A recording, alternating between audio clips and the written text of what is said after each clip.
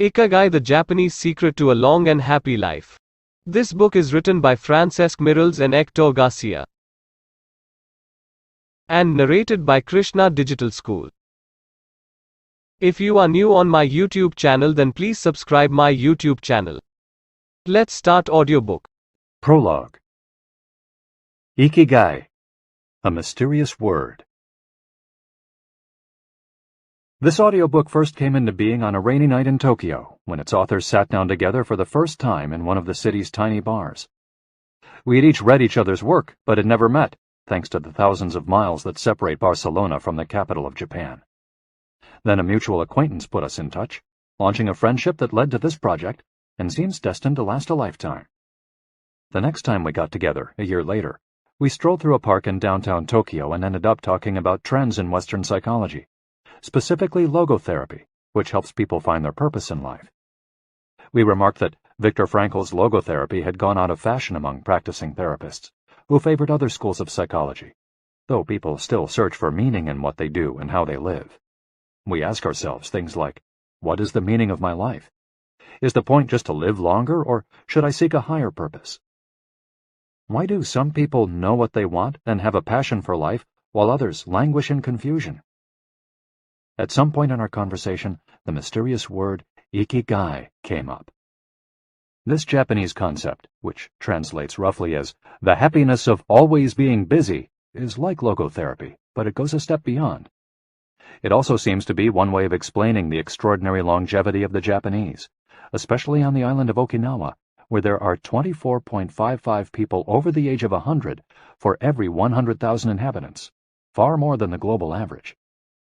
Those who study why the inhabitants of this island in the south of Japan live longer than people anywhere else in the world believe that one of the keys, in addition to a healthful diet, a simple life in the outdoors, green tea, and the subtropical climate, its average temperature is like that of Hawaii, is the Ikigai that shapes their lives. While researching this concept, we discovered that not a single book in the fields of psychology or personal development is dedicated to bringing this philosophy to the West. Is Ikigai the reason there are more centenarians in Okinawa than anywhere else? How does it inspire people to stay active until the very end? What is the secret to a long and happy life? As we explored the matter further, we discovered that one place in particular, Ogimi, a rural town on the north end of the island with a population of 3,000, boasts the highest life expectancy in the world, a fact that has earned it the nickname of the Village of Longevity. Okinawa is where most of Japan's shikuwasa, a lime-like fruit that packs an extraordinary antioxidant punch, comes from. Could that be Ogimi's secret to long life? Or is it the purity of the water used to brew its moringa tea? We decided to go study the secrets of the Japanese centenarians in person. After a year of preliminary research, we arrived in the village, where residents speak an ancient dialect and practice an animist religion that features long-haired forest sprites called bunagaya, with our cameras and recording devices in hand. As soon as we arrived, we could sense the incredible friendliness of its residents, who laughed and joked incessantly amid lush green hills fed by crystalline waters. As we conducted our interviews with the eldest residents of the town, we realized that something far more powerful than just these natural resources was at work. An uncommon joy flows from its inhabitants and guides them through the long and pleasurable journey of their lives. Again, the mysterious Ikigai. But what is it exactly? How do you get it? It never ceased to surprise us that this haven of nearly eternal life was located precisely in Okinawa, where 200,000 innocent lives were lost at the end of World War II. Rather than harbor animosity toward outsiders, however, Okinawans live by the principle of ichariba chode, a local expression that means treat everyone like a brother, even if you've never met them before. It turns out that one of the secrets to happiness of Ogimi's residents is feeling like part of a community. From an early age, they practice yui ma'aru, or teamwork, and so are used to helping one another. Nurturing friendships, eating light, getting enough rest, and doing regular, moderate exercise are all part of the equation of good health. But at the heart of the joie de vivre that inspires these centenarians to keep celebrating birthdays and cherishing each new day is their Ikigai. The purpose of this audiobook is to bring the secrets of Japan's centenarians to you, and give you the tools to find your own Ikigai. because those who discover their Ikigai have everything they need for a long and joyful journey through life. Happy travels. Hector Garcia and Francesc Miralles. Chapter 1. Ikigai, the art of staying young while growing old. What is your reason for being? According to the Japanese, everyone has an Ikigai, what a French philosopher might call a raison d'etre. Some people have found their Ikigai, while others are still looking, though they carry it within them. Our Ikigai is hidden deep inside each of us, and finding it requires a patient search. According to those born on Okinawa, the island with the most centenarians in the world, our Ikigai is the reason we get up in the morning. Ikigai can be described as the common ground you find between what you're good at, what you love, what the world needs, and what you can be paid for. Whatever you do, don't retire. Having a clearly defined Ikigai brings satisfaction, happiness, and meaning to our lives. The purpose of this audiobook is to help you find yours, and to share insights from Japanese philosophy on the lasting health of body, mind, and spirit. One surprising thing you notice living in Japan is how active people remain after they retire. In fact, many Japanese people never really retire. They keep doing what they love for as long as their health allows. There is, in fact, no word in Japanese that means retire in the sense of leaving the workforce for good, as in English. According to Dan Buettner, a National Geographic reporter who knows the country well, having a purpose in life is so important in Japanese culture that our idea of retirement simply doesn't exist there. The island of almost eternal youth. Certain longevity studies suggest that a strong sense of community and a clearly defined Ikigai are just as important as the famously healthful Japanese diet, perhaps even more so. Recent medical studies of centenarians from Okinawa and other so-called blue zones, the geographic regions where people live longest, provide a number of interesting facts about these extraordinary human beings. Not only do they live much longer than the rest of the world's population, they also suffer from fewer chronic illnesses, such as cancer and heart disease. Inflammatory disorders are also less common. Many of these centenarians enjoy enviable levels of vitality and health that would be unthinkable for people of advanced age elsewhere. Their blood tests reveal fewer free radicals, which are responsible for cellular aging, as a result of drinking tea and eating until their stomachs are only 80% full. Women experience more moderate symptoms during menopause, and both men and women maintain higher levels of sexual hormones until much later in life. The rate of dementia is well below the global average. Though we'll consider each of these findings over the course of the audiobook, research clearly indicates that the Okinawans' focus on Ikigai gives a sense of purpose to each and every day and plays an important role in their health and longevity. The characters behind Ikigai. In Japanese, Ikigai is written by combining a character which means life with another which means to be worthwhile, and that can be broken down to the characters which mean armor, number one, and to be the first, to head into battle, taking initiative as a leader, and another character which means beautiful or elegant. The 5 blue zones. Okinawa holds first place among the world's blue zones. In Okinawa, women in particular live longer and have fewer diseases than anywhere else in the world. The 5 regions identified and analyzed by Dan Buettner in his book, The Blue Zones, are 1. Okinawa, Japan, especially the northern part of the island. The locals eat a diet rich in vegetables and tofu, typically served on small plates. In addition to their philosophy of Ikigai, the moai, or close-knit group of friends, plays an important role in their longevity. 2. Sardinia, Italy, specifically the provinces of Nuoro and Ogliastra. Locals on this island consume plenty of vegetables and 1 or 2 glasses of wine per day. As in Okinawa, the cohesive nature of this community is another factor directly related to longevity. 3. Loma Linda, California. researchers studied a group of Seventh-day Adventists who are among the longest-living people in the United States. 4. The Nicoya Peninsula, Costa Rica. Locals remain remarkably active after 90. Many of the region's older residents have no problem getting up at 5:30 in the morning to work in the fields. 5. Icaria, Greece. 1 of every 3 inhabitants of this island near the coast of Turkey is over 90 years old, compared to less than 1% of the population of the United States, a fact that has earned it the nickname of the Island of Long Life. The local secret seems to be a lifestyle that dates back to 500 BC. In the following chapters, we'll examine several factors that seem to be the keys to longevity and are found across the blue zones, paying special attention to Okinawa and its so-called Village of Longevity. First, however, it's worth pointing out that 3 of these regions are islands, where resources can be scarce and communities have to help one another. For many, helping others might be an Ikigai strong enough to keep them alive.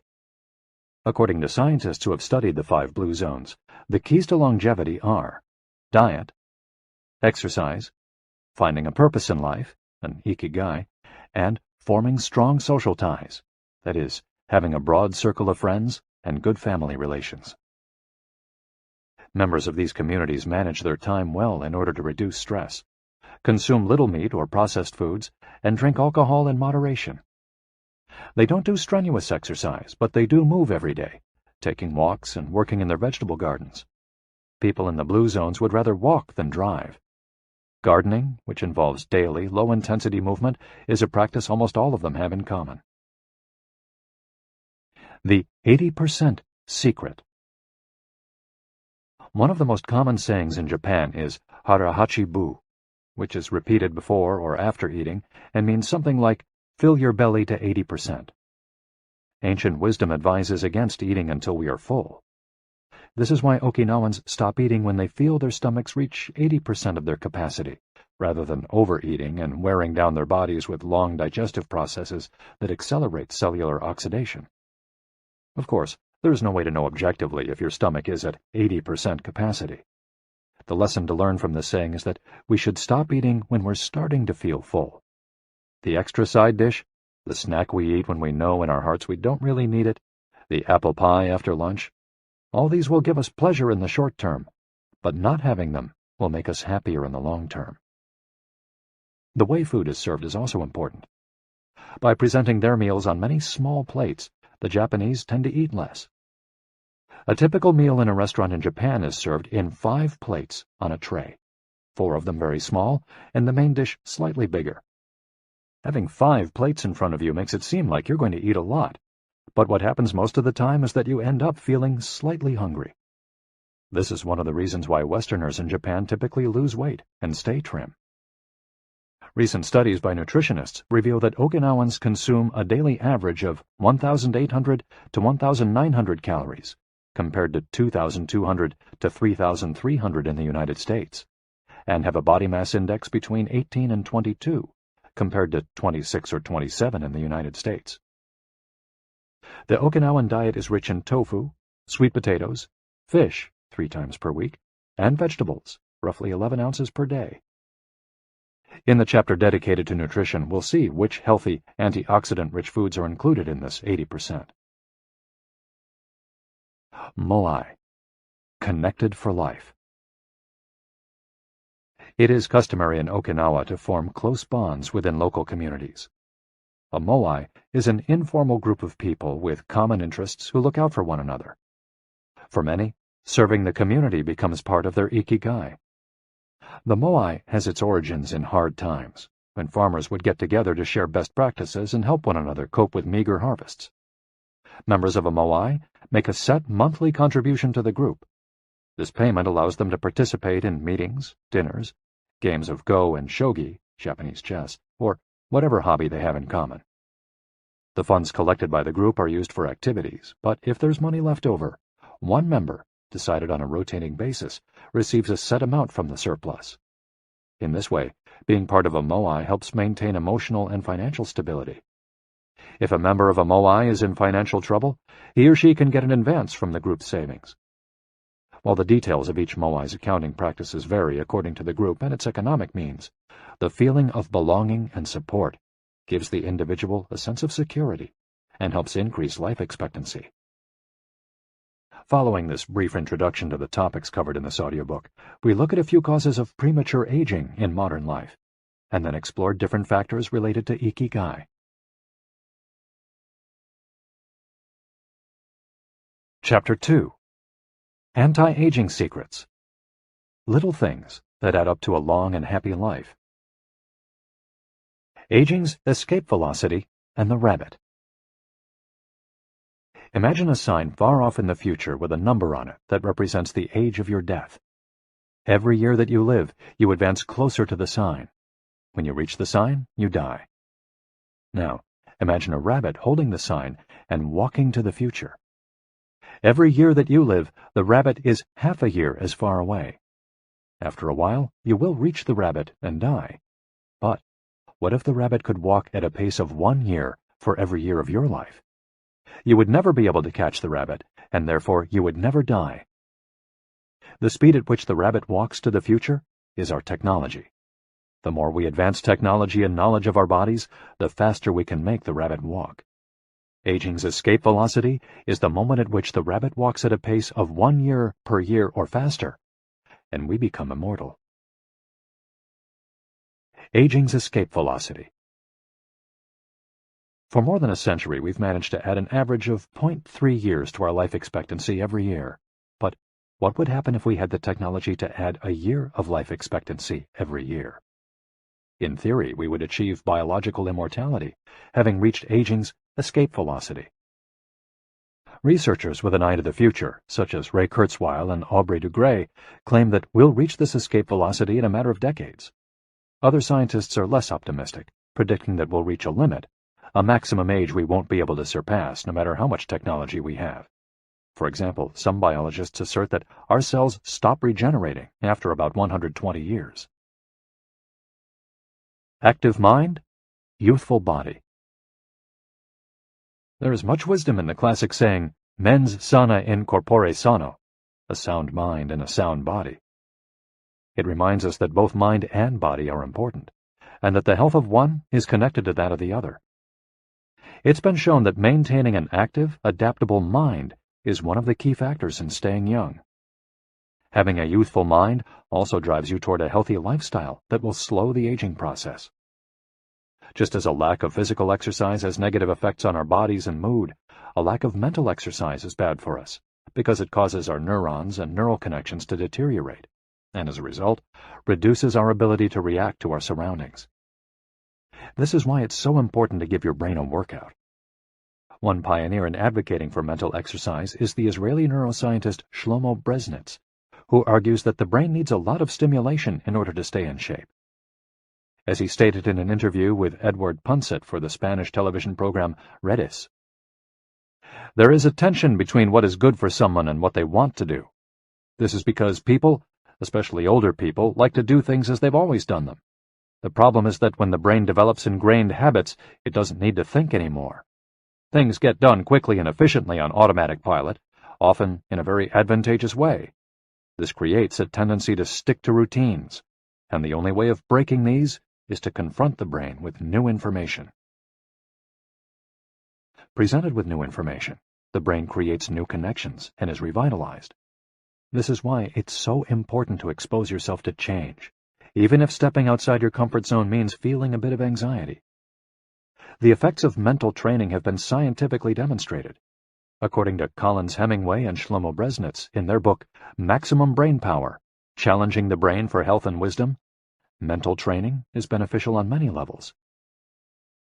You begin exercising your brain by doing a certain task for the first time, he writes, and at first it seems very difficult, but as you learn how to do it, the training is already working. The second time you realize that it's easier, not harder to do because you're getting better at it. This has a fantastic effect on a person's mood. In and of itself, it's a transformation that affects not only the results obtained, but also his or her self-image. This description of a mental workout might sound a bit formal, but simply interacting with others, playing a game, for example, offers new stimuli and helps prevent the depression that can come with solitude. Our neurons start to age while we're still in our 20s. This process is slowed, however, by intellectual activity, curiosity, and a desire to learn. Dealing with new situations, learning something new every day, playing games, and interacting with other people seem to be essential for anti-aging strategies for the mind. Furthermore, a more positive outlook in this regard will yield greater mental benefits. Stress, accused of killing longevity. Many people seem older than they are. Research into the causes of premature aging has shown that stress has a lot to do with it, because the body wears down much faster during periods of crisis. The American Institute of Stress investigated this degenerative process and concluded that most health problems are caused by stress. Researchers at the Heidelberg University Hospital conducted a study in which they subjected a young doctor to a job interview, which they made even more stressful by forcing him to solve complex math problems for 30 minutes. Afterward, they took a blood sample.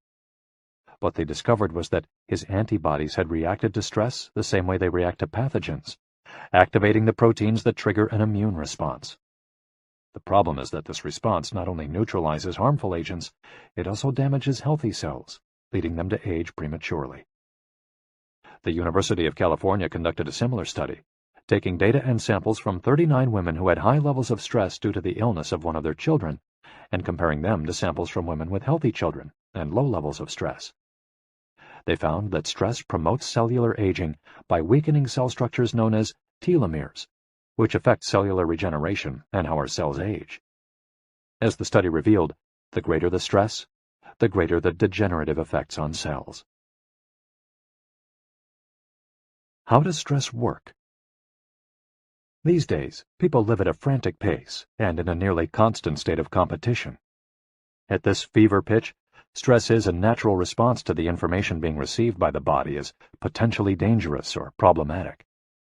Theoretically, this is a useful reaction, as it helps us survive in hostile surroundings. Over the course of our evolution, we have used this response to deal with difficult situations and to flee from predators. The alarm that goes off in our head makes our neurons activate the pituitary gland, which produces hormones that release corticotropin, which in turn circulates through the body via the sympathetic nervous system. The adrenal gland is then triggered to release adrenaline and cortisol. Adrenaline raises our respiratory rate and pulse and prepares our muscles for action, getting the body ready to react to perceived danger, while cortisol increases the release of dopamine and blood glucose, which is what gets us charged up and allows us to face challenges. These processes are, in moderation, beneficial. They help us overcome challenges in our daily lives. Nonetheless, the stress to which human beings are subjected today is clearly harmful. Compare the lives of cave dwellers with modern humans. Cave dwellers were relaxed most of the time. Modern humans work most of the time and are alert to any and all threats. Cave dwellers felt stress only in very specific situations.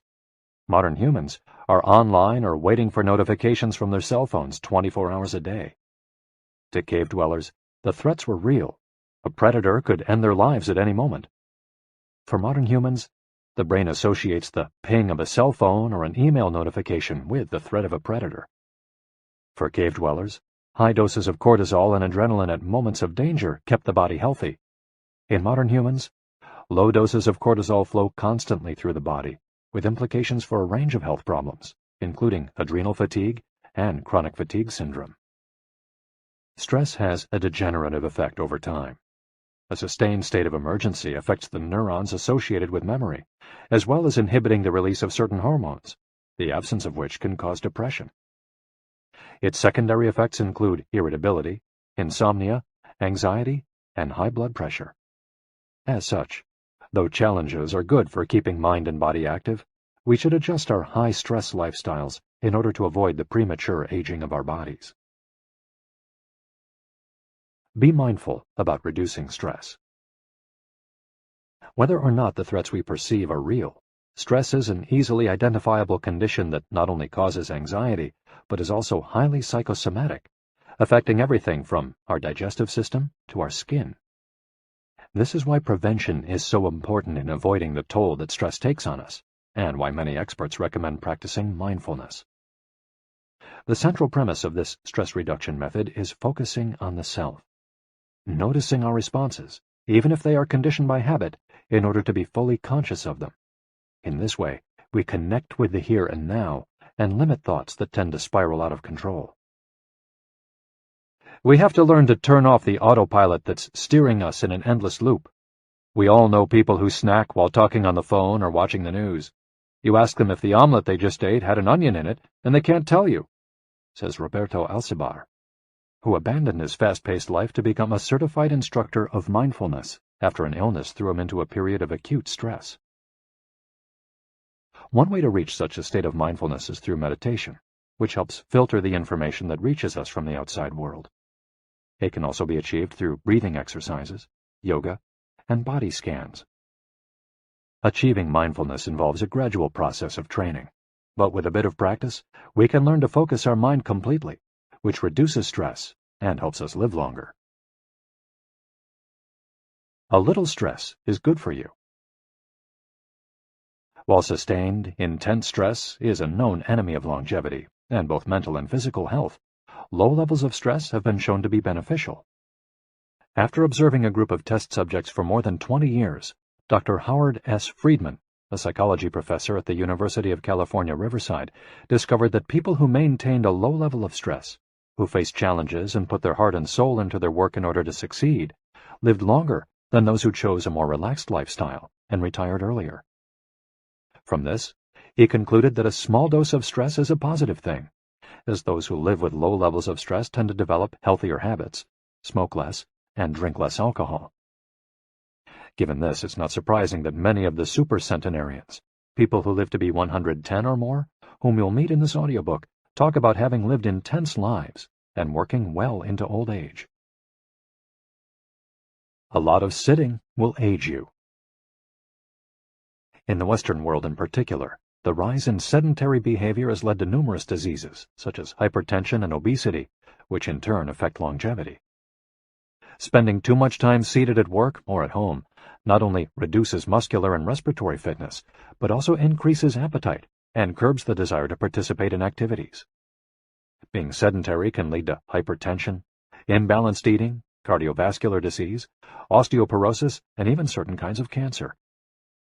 Recent studies have shown a connection between a lack of physical activity and the progressive distortion of telomeres in the immune system, which ages those cells, and in turn, the organism as a whole. This is a problem at all life stages, not only among adults. Sedentary children suffer from high rates of obesity and all its associated health issues and risks, which is why it's so important to develop a healthy and active lifestyle at an early age. It's easy to be less sedentary.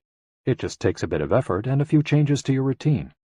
We can access a more active lifestyle that makes us feel better inside and out. We just have to add a few ingredients to our everyday habits.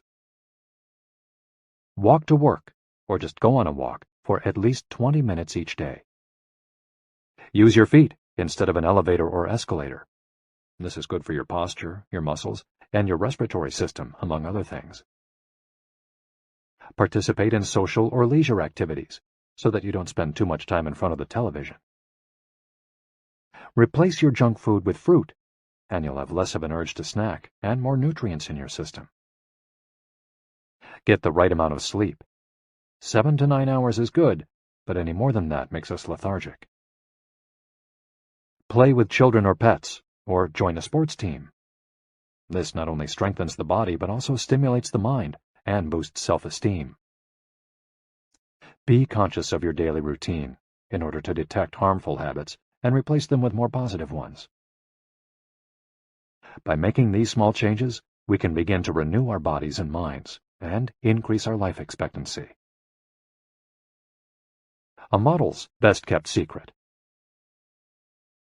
Though we age both externally and internally, both physically and mentally, one of the things that tell us the most about people's age is their skin, which takes on different textures and colors according to processes going on beneath the surface. Most of those who make their living as models claim to sleep between 9 and 10 hours the night before a fashion show. This gives their skin a taut, wrinkle-free appearance and a healthy, radiant glow. Science has shown that sleep is a key anti-aging tool because when we sleep, we generate melatonin, a hormone that occurs naturally in our bodies. The pineal gland produces it from the neurotransmitter serotonin, according to our diurnal and nocturnal rhythms, and it plays a role in our sleep and waking cycles. A powerful antioxidant, melatonin, helps us live longer and also offers the following benefits. It strengthens the immune system. It contains an element that protects against cancer. It promotes the natural production of insulin. It slows the onset of Alzheimer's disease. It helps prevent osteoporosis and fight heart disease. For all these reasons, melatonin is a great ally in preserving youth. It should be noted, however, that melatonin production decreases after age 30. We can compensate for this by eating a balanced diet and getting more calcium, soaking up a moderate amount of sun each day, getting enough sleep, avoiding stress, alcohol, tobacco, and caffeine, all of which make it harder to get a good night's rest, depriving us of the melatonin we need. Experts are trying to determine whether artificially stimulating production of melatonin might help slow the aging process, which would confirm the theory that we already carry the secret to longevity within us. Anti-aging attitudes. The mind has tremendous power over the body and how quickly it ages. Most doctors agree that the secret to keeping the body young is keeping the mind active, a key element of Ikigai, and not caving in when we face difficulties throughout our lives. One study, conducted at Yeshiva University, found that the people who live the longest have two dispositional traits in common: a positive attitude and a high degree of emotional awareness. In other words, those who face challenges with a positive outlook and are able to manage their emotions are already well on their way toward longevity. A stoic attitude, serenity in the face of a setback, can also help keep you young, as it lowers anxiety and stress levels and stabilizes behavior. This can be seen in the greater life expectancies of certain cultures with unhurried, deliberate lifestyles. Many centenarians and supercentenarians have similar profiles. They've had full lives that were difficult at times, but they knew how to approach these challenges with a positive attitude and not be overwhelmed by the obstacles they faced. Alexander Imich, who in 2014 became the world's oldest living man at age 111, knew he had good genes, but understood that other factors contributed too. "The life you live is equally or more important for longevity," he said in an interview with Reuters after being added to Guinness World Records in 2014. An Ode to Longevity. During our stay in Ogimi, the village that holds the Guinness record for longevity, a woman who was about to turn 100 years old sang the following song for us in a mixture of Japanese and the local dialect. "To keep healthy and have a long life, eat just a little of everything with relish. Go to bed early, get up early, and then go out for a walk. We live each day with serenity, and we enjoy the journey. To keep healthy and have a long life, we get on well with all our friends. Spring, summer, fall, winter, we happily enjoy all the seasons. The secret is not to get distracted by how old the fingers are, from the fingers to the head and back once again. If you keep moving with your fingers working, 100 years will come to you." We can now use our fingers to play the next chapter, where we'll look at the close relationship between longevity and discovering our life's mission. Chapter 3. From Logotherapy to Ikigai. How to live longer and better by finding your purpose. What is logotherapy? A colleague once asked Viktor Frankl to define his school of psychology in a single phrase, to which Frankl replied, "Well, in logotherapy, the patient sits up straight and has to listen to things that are, on occasion, hard to hear." The colleague had just described psychoanalysis to him in the following terms. "In psychoanalysis, the patient lies down on a couch and tells you things that are, on occasion, hard to say." Frankl explains that one of the first questions he would ask his patients was, "Why do you not commit suicide?" Usually the patient found good reasons not to and was able to carry on. What then does logotherapy do? The answer is pretty clear. It helps you find reasons to live. Logotherapy pushes patients to consciously discover their life's purpose in order to confront their neuroses. Their quest to fulfill their destiny then motivates them to press forward, breaking the mental chains of the past and overcoming whatever obstacles they encounter along the way. Something to live for. A study conducted by Frankl in his Vienna clinic found that among both patients and personnel, around 80% believed that human beings needed a reason for living, and around 60% felt they had someone or something in their lives worth dying for. The search for meaning.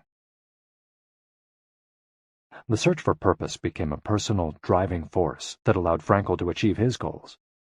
The process of logotherapy can be summarized in these 5 steps. 1. A person feels empty, frustrated, or anxious. 2. The therapist shows him that what he is feeling is the desire to have a meaningful life. 3. The patient discovers his life's purpose at that particular point in time. 4. Of his own free will, the patient decides to accept or reject that destiny. 5. This newfound passion for life helps him overcome obstacles and sorrows. Frankl himself would live and die for his principles and ideals. His experiences as a prisoner at Auschwitz showed him that everything can be taken from a man but one thing, the last of the human freedoms: to choose one's attitude in any given set of circumstances, to choose one's own way. It was something he had to go through alone, without any help, and it inspired him for the rest of his life. 10 differences between psychoanalysis and logotherapy. Psychoanalysis: the patient reclines on a couch, like a patient. Logotherapy: the patient sits facing the therapist, who guides him or her without passing judgment. Psychoanalysis is retrospective, it looks to the past. Logotherapy looks toward the future. Psychoanalysis is introspective, it analyzes neuroses. Logotherapy does not delve into the patient's neuroses. In psychoanalysis, the drive is toward pleasure. In logotherapy, the drive is toward purpose and meaning. Psychoanalysis centers on psychology. Logotherapy includes a spiritual dimension. Psychoanalysis works on psychogenic neuroses. Logotherapy also works on noogenic or existential neuroses. Psychoanalysis analyzes the unconscious origin of conflicts, instinctual dimension. Logotherapy deals with conflicts when and where they arise, spiritual dimension. Psychoanalysis limits itself to the patient's instincts.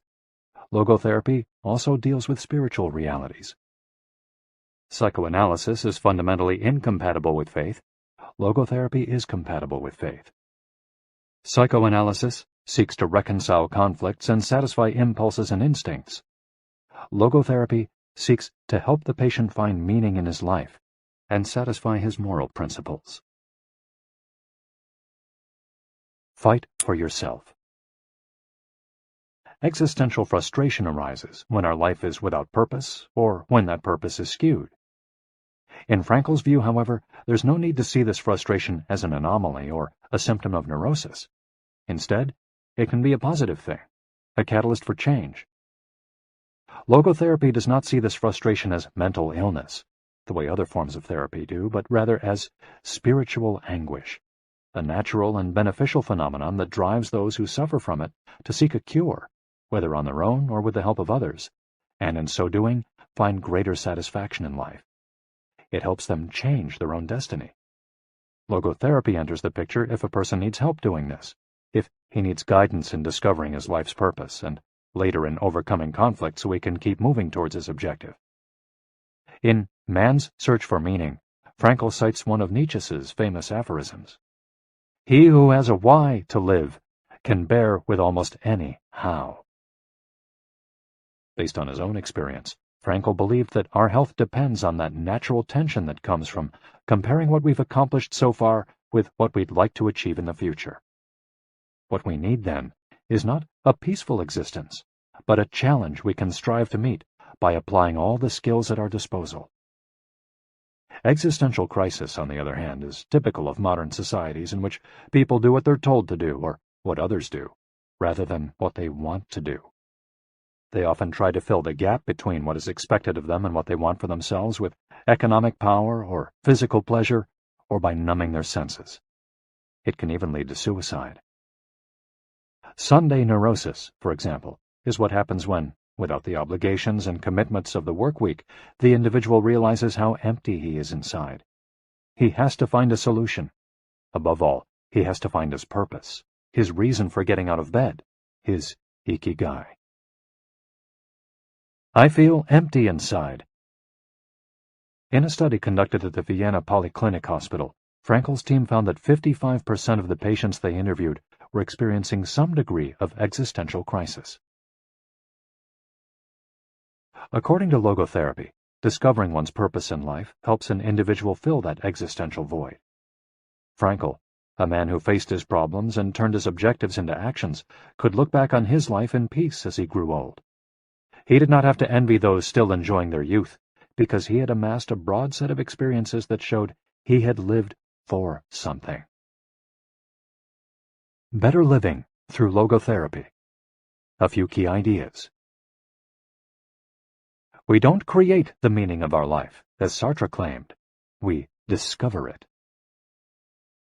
We each have a unique reason for being, which can be adjusted or transformed many times over the years. Just as worry often brings about precisely the thing that was feared, excessive attention to a desire, or hyperintention, can keep that desire from being fulfilled. Humor can help break negative cycles and reduce anxiety. We all have the capacity to do noble or terrible things. The side of the equation we end up on depends on our decisions, not on the condition in which we find ourselves. In the following case studies, we'll look at 4 cases from Frankel's own practice in order to better understand the search for meaning and purpose. Case study: Viktor Frankl. In German concentration camps, as in those that would later be built in Japan and Korea, psychiatrists confirmed that the prisoners with the greatest chance of survival were those who had things they wanted to accomplish outside the camp, those who felt a strong need to get out of there alive. This was true of Frankl, who, after being released and successfully developing the school of logotherapy, realized he had been the first patient of his own practice. Frankl had a goal to achieve, and it made him persevere. He arrived at Auschwitz carrying a manuscript that contained all the theories and research he compiled over the course of his career, ready for publication. When it was confiscated, he felt compelled to write it all over again. And that need drove him, and gave his life meaning amid the constant horror and doubt of the concentration camp. So much so that over the years, and especially when he fell ill with typhus, he would jot down fragments and key words from the lost work on any scrap of paper he found. Case study: The American Diplomat. An important North American diplomat went to Frankl to pick up where he left off with a course of treatment he had started 5 years earlier in the United States.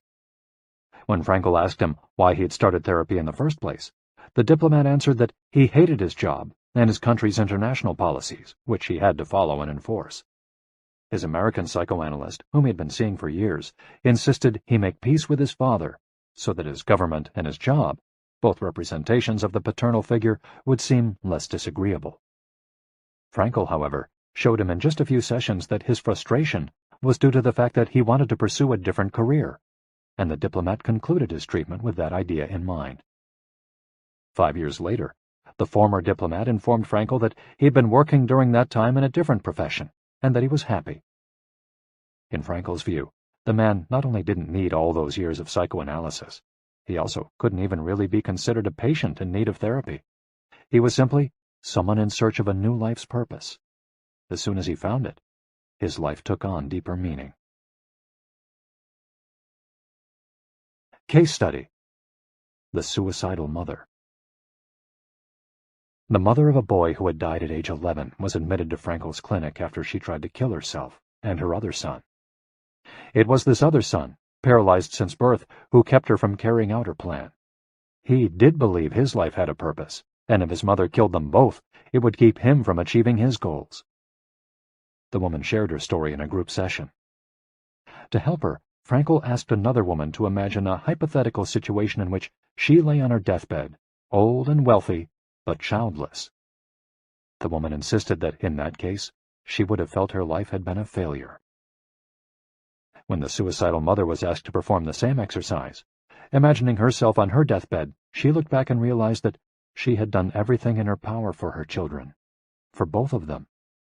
She had given her paralyzed son a good life, and he had turned into a kind, reasonably happy person. To this she added, crying, "As for myself, I can look back peacefully on my life, for I can say my life was full of meaning, and I have tried hard to live it fully. I have done my best. I have done my best for my son. My life was no failure." In this way, by imagining herself on her deathbed and looking back, the suicidal mother found the meaning that, though she was not aware of it, her life already had. Case Study: The Grief-Stricken Doctor. An elderly doctor, unable to overcome the deep depression into which he'd fallen after the death of his wife 2 years earlier, went to Frankel for help. Instead of giving him advice or analyzing his condition, Frankel asked him what would have happened if he had been the one who died first. The doctor, horrified, answered that it would have been terrible for his poor wife, that she would have suffered tremendously. To which Frankel responded, "You see, doctor, you've spared her all that suffering, but the price you have to pay for this is to survive and mourn her." The doctor didn't say another word. He left Frankel's office in peace after taking the therapist's hand in his own. He was able to tolerate the pain in place of his beloved wife. His life had been given a purpose. Morita Therapy. In the same decade that logotherapy came into being, a few years earlier in fact, Shoma Morita created his own purpose-centered therapy in Japan. It proved to be effective in the treatment of neurosis, obsessive-compulsive disorder, and post-traumatic stress. In addition to being a psychotherapist, Shoma Morita was a Zen Buddhist, and his therapy left a lasting spiritual mark on Japan. Many Western forms of therapy focus on controlling or modifying the patient's emotions. In the West, we tend to believe that what we think influences how we feel, which in turn influences how we act.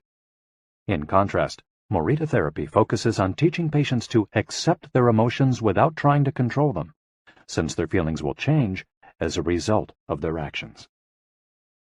In addition to accepting the patient's emotions, Morita therapy seeks to create new emotions on the basis of actions. According to Morita, these emotions are learned through experience and repetition. Morita therapy is not meant to eliminate symptoms. Instead, it teaches us to accept our desires, anxieties, fears, and worries, and let them go. As Morita writes in his book, Morita Therapy and the True Nature of Anxiety-Based Disorders, "In feelings, it is best to be wealthy and generous." Morita explained the idea of letting go of negative feelings with the following fable. A donkey that is tied to a post by a rope will keep walking around the post in an attempt to free itself, only to become more immobilized and attached to the post.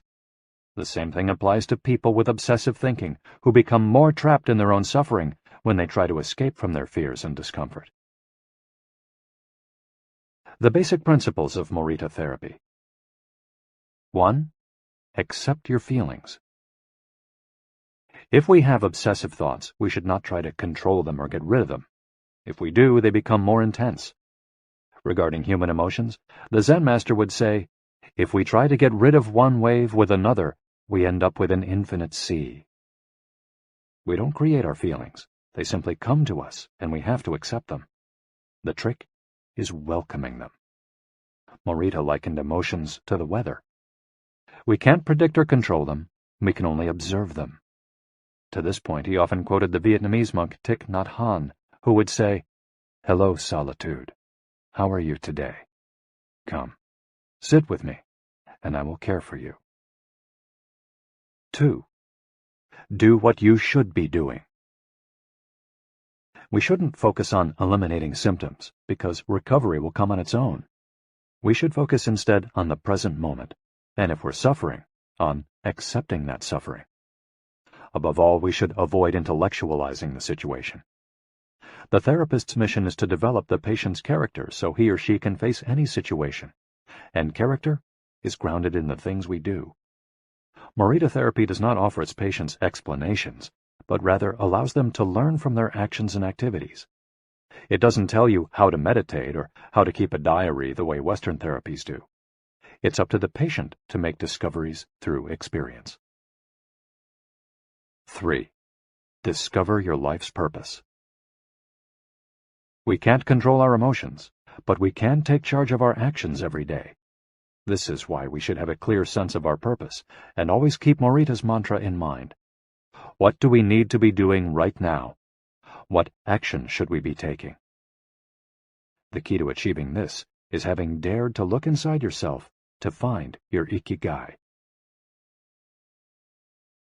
The 4 phases of Morita therapy. Morita's original treatment, which lasts 15 to 21 days, consists of the following stages. 1. Isolation and rest, 5 to 7 days. During the first week of treatment, the patient rests in a room without any external stimuli. No television, books, family, friends, or speaking. All the patient has is his thoughts. He lies down for most of the day and is visited regularly by the therapist, who tries to avoid interacting with him as much as possible. The therapist simply advises the patient to continue observing the rise and fall of his emotions as he lies there. When the patient gets bored and wants to start doing things again, he's ready to move on to the next stage of therapy. 2.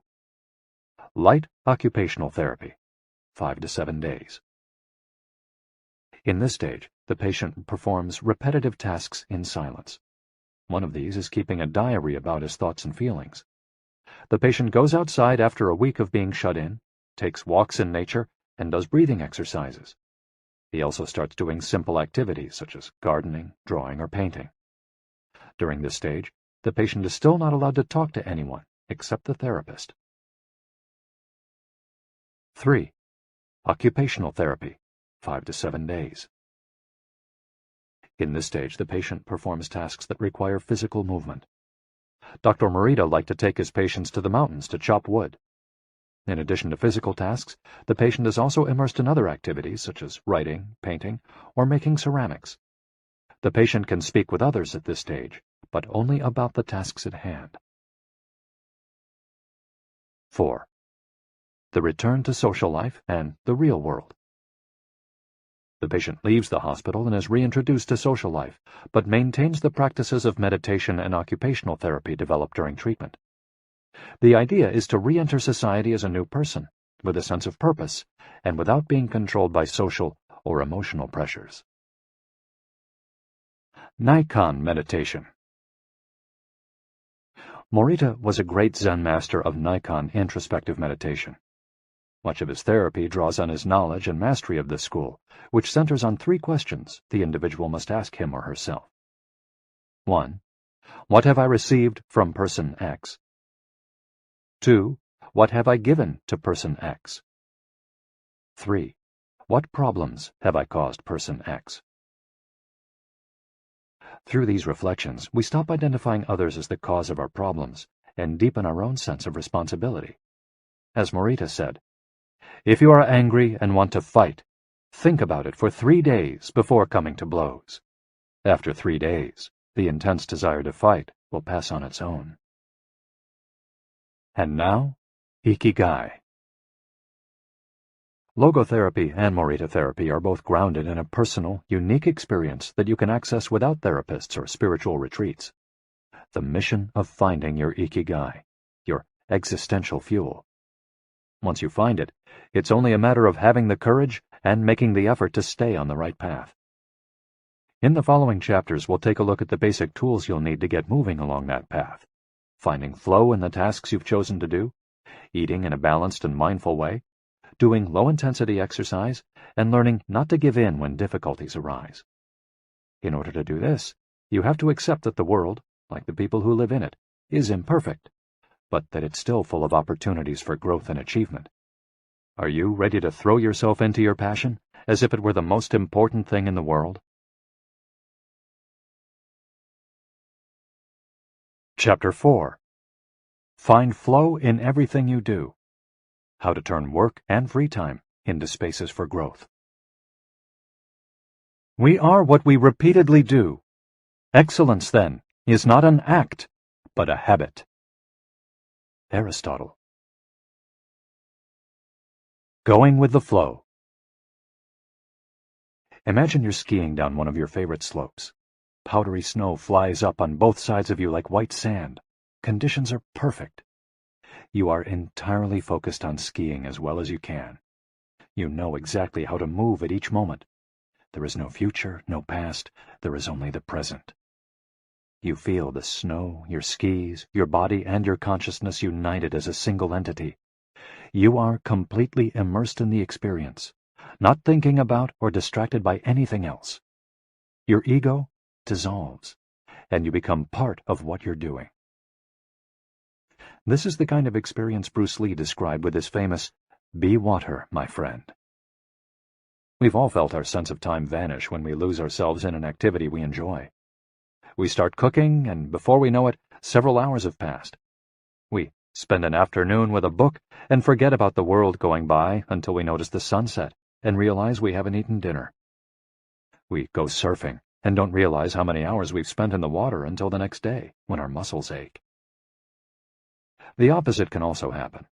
When we have to complete a task we don't want to do, every minute feels like a lifetime, and we can't stop looking at our watch.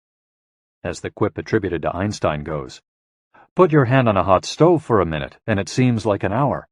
Sit with a pretty girl for an hour, and it seems like a minute." That is relativity. The funny thing is that someone else might really enjoy the same task, but we want to finish as quickly as possible. What makes us enjoy doing something so much that we forget about whatever worries we might have while we do it? When are we happiest? These questions can help us discover our Ikigai. The power of flow. These questions are also at the heart of psychologist Mihai Csikszentmihalyi's research into the experience of being completely immersed in what we're doing. Csikszentmihalyi called this state flow, and described it as the pleasure, delight, creativity, and process when we are completely immersed in life. There is no magic recipe for finding happiness, for living according to your Ikigai, but one key ingredient is the ability to reach this state of flow, and, through this state, have an optimal experience. In order to achieve this optimal experience, we have to focus on increasing the time we spend on activities that bring us to this state of flow, rather than allowing ourselves to get caught up in activities that offer immediate pleasure, like eating too much, abusing drugs or alcohol, or stuffing ourselves with chocolate in front of the TV. As Csikszentmihalyi asserts in his book, Flow, The Psychology of Optimal Experience, flow is the state in which people are so involved in an activity that nothing else seems to matter. The experience itself is so enjoyable that people will do it, even at great cost, for the sheer sake of doing it. It's not only creative professionals who require the high doses of concentration that promote flow. Most athletes, chess players, and engineers also spend much of their time on activities that bring them to this state. According to Csikszentmihalyi's research, a chess player feels the same way upon entering a state of flow as a mathematician working on a formula, or a surgeon performing an operation. A professor of psychology, Csikszentmihalyi analyzed data from people around the world and discovered that flow is the same among individuals of all ages and cultures. In New York and Okinawa, we all reach a state of flow in the same way. But what happens to our mind when we're in that state? When we flow, we're focused on a concrete task without any distractions. Our mind is in order. The opposite occurs when we try to do something while our mind is on other things. The 7 conditions for achieving flow. According to researcher Owen Schaffer of DePaul University, the requirements for achieving flow are 1. Knowing what to do. 2. Knowing how to do it. 3. Knowing how well you're doing. 4. Knowing where to go, where navigation is involved. 5. Perceiving significant challenges. 6. Perceiving significant skills. 7. Being free from distractions.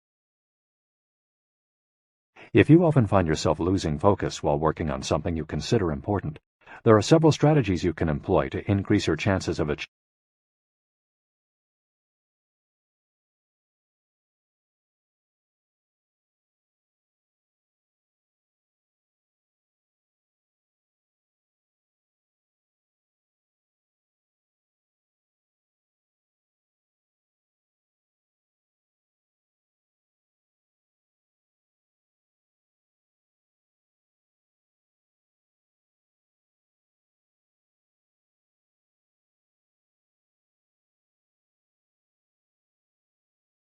Strategy number 1. Choose a difficult task, but not too difficult. Schaffer's model encourages us to take on tasks that we have a chance of completing, but that are slightly outside our comfort zone. Every task, sport or job, has a set of rules, and we need a set of skills to follow them. If the rules for completing a task or achieving a purpose are too basic relative to our skill set, we'll likely get bored. Activities that are too easy lead to apathy. If, on the other hand, we assign ourselves to a task that is too difficult, we won't have the skills to complete it, and will almost certainly give up, and feel frustrated to boot. The ideal is to find a middle path, something aligned with our abilities, but just a bit of a stretch, so we experience it as a challenge. That's what Ernest Hemingway meant when he said, "Sometimes I write better than I can." We want to see challenges through to the end because we enjoy the feeling of pushing ourselves. Bertrand Russell expressed a similar idea when he said, "To be able to concentrate for a considerable amount of time is essential to difficult achievement." If you're a graphic designer, learn a new software program for your next project. If you're a programmer, use a new programming language. If you're a dancer, try to incorporate into your next routine a movement that has seemed impossible for years. Add a little something extra, something that takes you out of your comfort zone. Even doing something as simple as reading means following certain rules, having certain abilities and knowledge.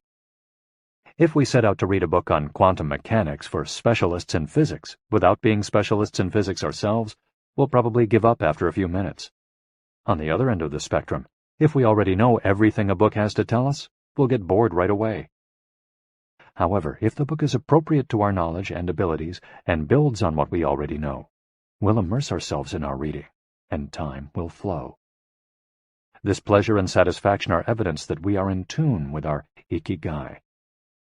In summary, easy tasks lead to boredom, challenging tasks lead to flow, tasks beyond our abilities lead to anxiety. Strategy 2. Have a clear, concrete objective. Video games, played in moderation, board games, and sports are great ways to achieve flow because the objective tends to be very clear. Beat your rival or your own record while following a set of explicitly defined rules.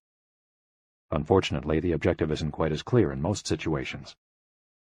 According to a study by Boston Consulting Group, when asked about their bosses, the #1 complaint of employees at multinational corporations is that they don't communicate the team's mission clearly, and that as a result, the employees don't know what their objectives are.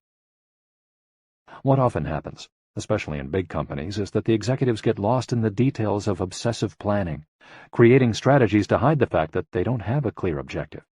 It's like heading out to sea with a map, but no destination. It's much more important to have a compass pointing to a concrete objective than to have a map. Joy Ito, director of the MIT Media Lab, encourages us to use the principle of compass over maps as a tool to navigate our world of uncertainty. In the book Whiplash, How to Survive Our Faster Future, he and Jeff Howe write, "In an increasingly unpredictable world moving ever more quickly, a detailed map may lead you deep into the woods at an unnecessarily high cost. A good compass, though, will always take you where you need to go. It doesn't mean that you should start your journey without any idea where you're going. What it does mean is understanding that while the path to your goal may not be straight, you'll finish faster and more efficiently than you would have if you had trudged along a pre-planned route." In business, the creative professions, and education alike, it's important to reflect on what we hope to achieve before starting to work, study, or make something. We should ask ourselves questions such as, what is my objective for today's session in the studio? How many words am I going to write today for the article coming out next month? What is my team's mission? How fast will I set the metronome tomorrow in order to play that sonata at an allegro tempo by the end of the week? Having a clear objective is important in achieving flow, but we also have to know how to leave it behind when we get down to business. Once the journey has begun, we should keep this objective in mind without obsessing over it. When Olympic athletes compete for a gold medal, they can't stop to think how pretty the medal is. They have to be present in the moment. They have to flow. If they lose focus for a second, thinking how proud they'll be to show the medal to their parents, they'll almost certainly commit an error at a critical moment and will not win the competition. One common example of this is writer's block. Imagine that a writer has to finish a novel in 3 months. The objective is clear.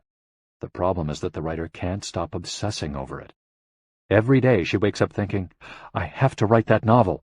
And every day she sets about reading the newspaper and cleaning the house. Every evening she feels frustrated and promises she'll get to work the next day. Days, weeks, and months pass, and the writer still hasn't gotten anything down on the page, when all it would have taken was to sit down and get that first word out, then the second, to flow with the project, expressing her Ikigai. As soon as you take these first small steps, your anxiety will disappear and you'll achieve a pleasant flow in the activity you're doing. Getting back to Albert Einstein, a happy man is too satisfied with the present to dwell on the future. To summarize, a vague objective leads to confusion, time and energy wasted on meaningless tasks, and mental block. A clearly defined objective and a focus on process leads to flow. And obsessive desire to achieve a goal while ignoring process leads to a fixation on the objective rather than on getting down to business, and mental block. Strategy 3. Concentrate on a single task. This is perhaps one of the greatest obstacles we face today, with so much technology and so many distractions. We're listening to a video on YouTube while writing an email when suddenly a chat prompt pops up and we answer it. Then our smartphone vibrates in our pocket. Just as soon as we respond to that message, we're back at our computer logging onto Facebook. Pretty soon, 30 minutes have passed, and we've forgotten what the email we were writing was supposed to be about. This also happens sometimes when we put on a movie with dinner and don't realize how delicious the salmon was until we're taking the last bite. We often think that combining tasks will save us time, but scientific evidence shows that it has the opposite effect. Even those who claim to be good at multitasking are not very productive. In fact, they are some of the least productive people. Our brains can take in millions of bits of information, but we can only actually process a few dozen per second. When we say we're multitasking, what we're really doing is switching back and forth between tasks very quickly. Unfortunately, we're not computers adept at parallel processing. We end up spending all our energy alternating between tasks instead of focusing on doing one of them well. Concentrating on one thing at a time may be the single most important factor in achieving flow. According to Csikszentmihalyi, in order to focus on a task, we need 1. To be in a distraction-free environment, and 2. To have control over what we're doing at every moment. Technology is great if we're in control of it. It's not so great if it takes control of us. For example, if you have to write a research paper, you might sit down at your computer and use Google to look up the information you need. However, if you're not very disciplined, you might end up surfing the web instead of writing that paper. In that case, Google and the Internet will have taken over, pulling you out of your state of flow. It has been scientifically shown that if we continually ask our brains to switch back and forth between tasks, we waste time, make more mistakes, and remember less of what we've done. Several studies conducted at Stanford University by Clifford Ivar Nass describe our generation as suffering from an epidemic of multitasking. One such study analyzed the behavior of hundreds of students, dividing them into groups based on the number of things they tended to do at once. The students who were the most addicted to multitasking typically alternated among more than 4 tasks. For example, taking notes while reading a textbook, listening to a podcast, answering messages on their smartphone, and sometimes checking their Twitter timeline. Each group of students was shown a screen with several red and several blue arrows. The objective of the exercise was to count the red arrows. At first, all the students answered correctly right away, without much trouble. As the number of blue arrows increased, the number of red arrows stayed the same, only their position changed, however. The students accustomed to multitasking had serious trouble counting the red arrows in the time allotted, or as quickly as the students who did not habitually multitask, for one very simple reason. They got distracted by the blue arrows. Their brains were trained to pay attention to every stimulus, regardless of its importance, while the brains of other students were trained to focus on a single task, in this case, counting the red arrows and ignoring the blue ones. Other studies indicate that working on several things at once lowers our productivity by at least 60% and our IQ by more than 10 points. One study funded by the Swedish Council for Working Life and Social Research found that a sample group of more than 4,000 young adults between the ages of 20 and 24 who were addicted to their smartphones got less sleep, felt less connected to their community at school, and were more likely to show signs of depression. In summary, concentrating on a single task makes achieving flow more likely, increases productivity, increases our power of retention, makes us less likely to make mistakes, helps us feel calm and in control of the task at hand, causes us to become more considerate as we pay full attention to those around us, and increases creativity. Multitasking makes achieving flow impossible, decreases productivity by 60%, though it doesn't seem to, makes it harder to remember things, makes us more likely to make mistakes, makes us feel stressed by the sensation that we're losing control, that our tasks are controlling us, causes us to hurt those around us through our addiction to stimuli, always checking our phones, always on social media, and reduces creativity. What can we do to avoid falling victim to this flow-impeding epidemic? How can we train our brains to focus on a single task? Here are a few ideas for creating a space and time free of distractions to increase our chances of reaching a state of flow, and thereby getting in touch with our Ikigai. Don't look at any kind of screen for the first hour you're awake, and the last hour before you go to sleep. Turn off your phone before you achieve flow. There's nothing more important than the task you've chosen to do during this time.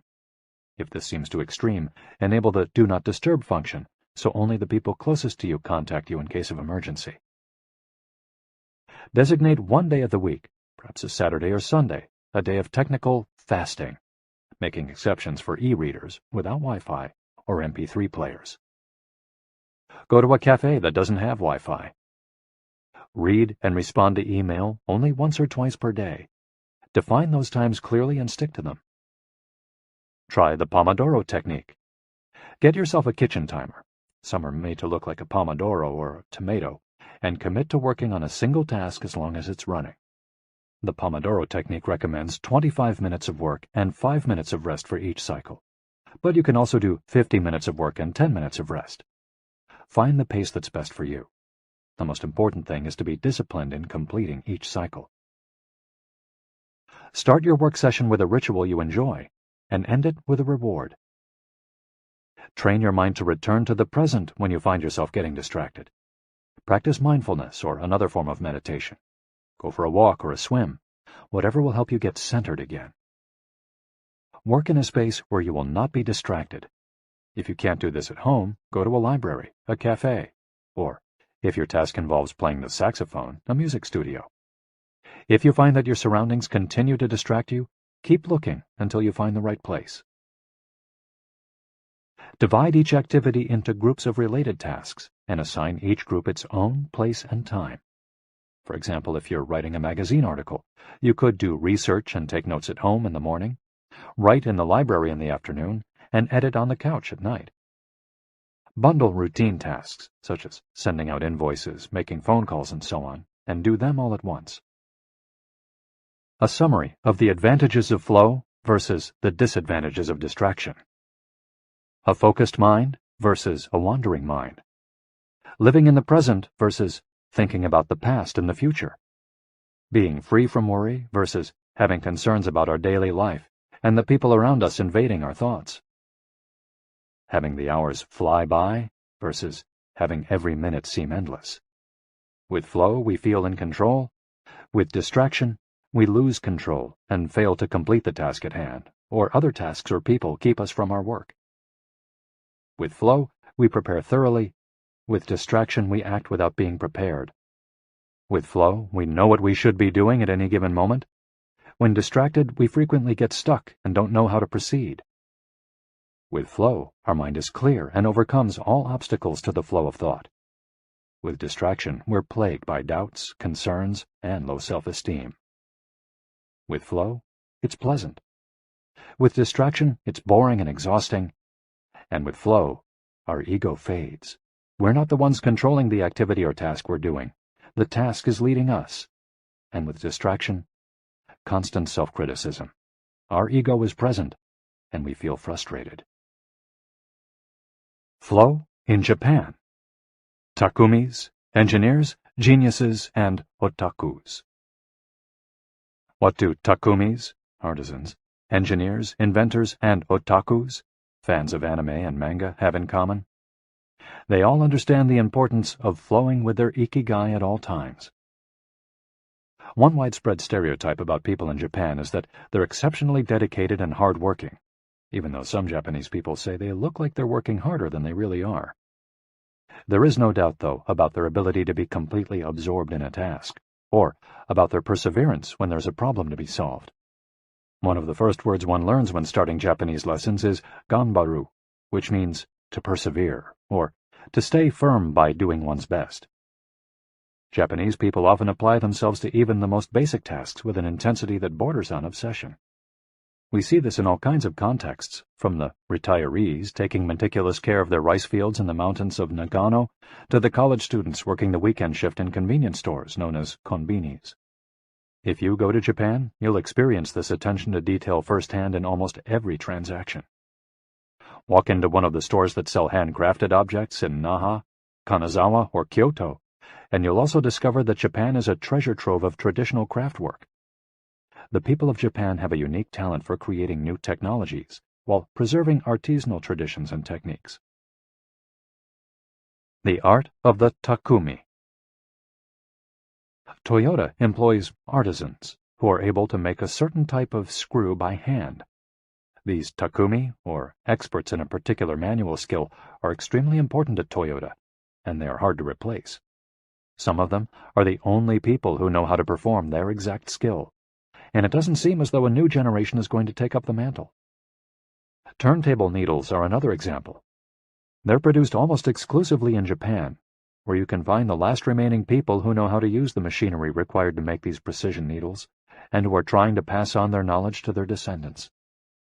We met a takumi on a visit to Kumano, a small town near Hiroshima. We were there for the day, working on a photo essay for one of the most famous brands of makeup brushes in the West. The billboard welcoming visitors to Kumano shows a mascot holding a large brush. In addition to the brush factories, the town is full of little houses and vegetable gardens. Heading farther in, you can see several Shinto shrines at the base of the mountains that surround the town.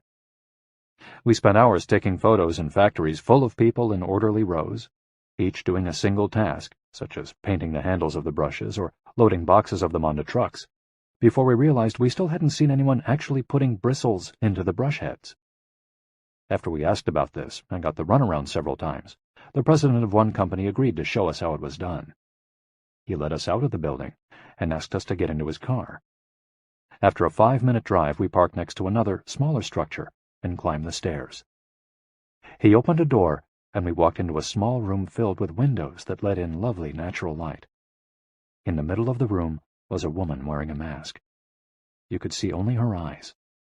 She was so focused on choosing individual bristles for the brushes, gracefully moving her hands and fingers, using scissors and combs to sort the bristles, that she didn't even notice our presence. Her movements were so quick, it was hard to tell what she was doing. The president of the company interrupted her to let her know that we'd be taking photos as she worked. We couldn't see her mouth, but the glint in her eye and the cheerful inflection in her speech let us know she was smiling. She looked happy and proud, talking about her work and responsibilities. We had to use extremely fast shutter speeds to capture her movements. Her hands danced and flowed in concert with her tools and the bristles she was sorting. The president told us that this takumi was one of the most important people in the company. even though she was hidden away in a separate building. Every bristle of every brush the company made passed through her hands. Steve Jobs in Japan. Apple co-founder Steve Jobs was a big fan of Japan. Not only did he visit the Sony factories in the 1980s and adopt many of their methods when he founded Apple, he was also captivated by the simplicity and quality of Japanese porcelain in Kyoto. It was not, however, an artisan from Kyoto who won Steve Jobs' devotion, but rather a Takumi from Toyama named Yukio Shakunaga, who used a technique called Etchu Setoyaki, known by only a few. On a visit to Kyoto, Jobs heard of an exhibition of Shakunaga's work. He immediately understood that there was something special about Shakunaga's porcelain. As a matter of fact, he bought several cups, vases, and plates, and went back to the show 3 times that week. Jobs returned to Kyoto several times over the course of his life in search of inspiration, and ended up meeting Shakunaga in person. It is said that Jobs had many questions for him, almost all of them about the fabrication process and the type of porcelain he used. Shakunaga explained that he used white porcelain he extracted himself from mountains in the Toyama prefecture, making him the only artist of his ilk familiar with the fabrication process of porcelain objects from their origins in the mountains to their final form, an authentic Takumi.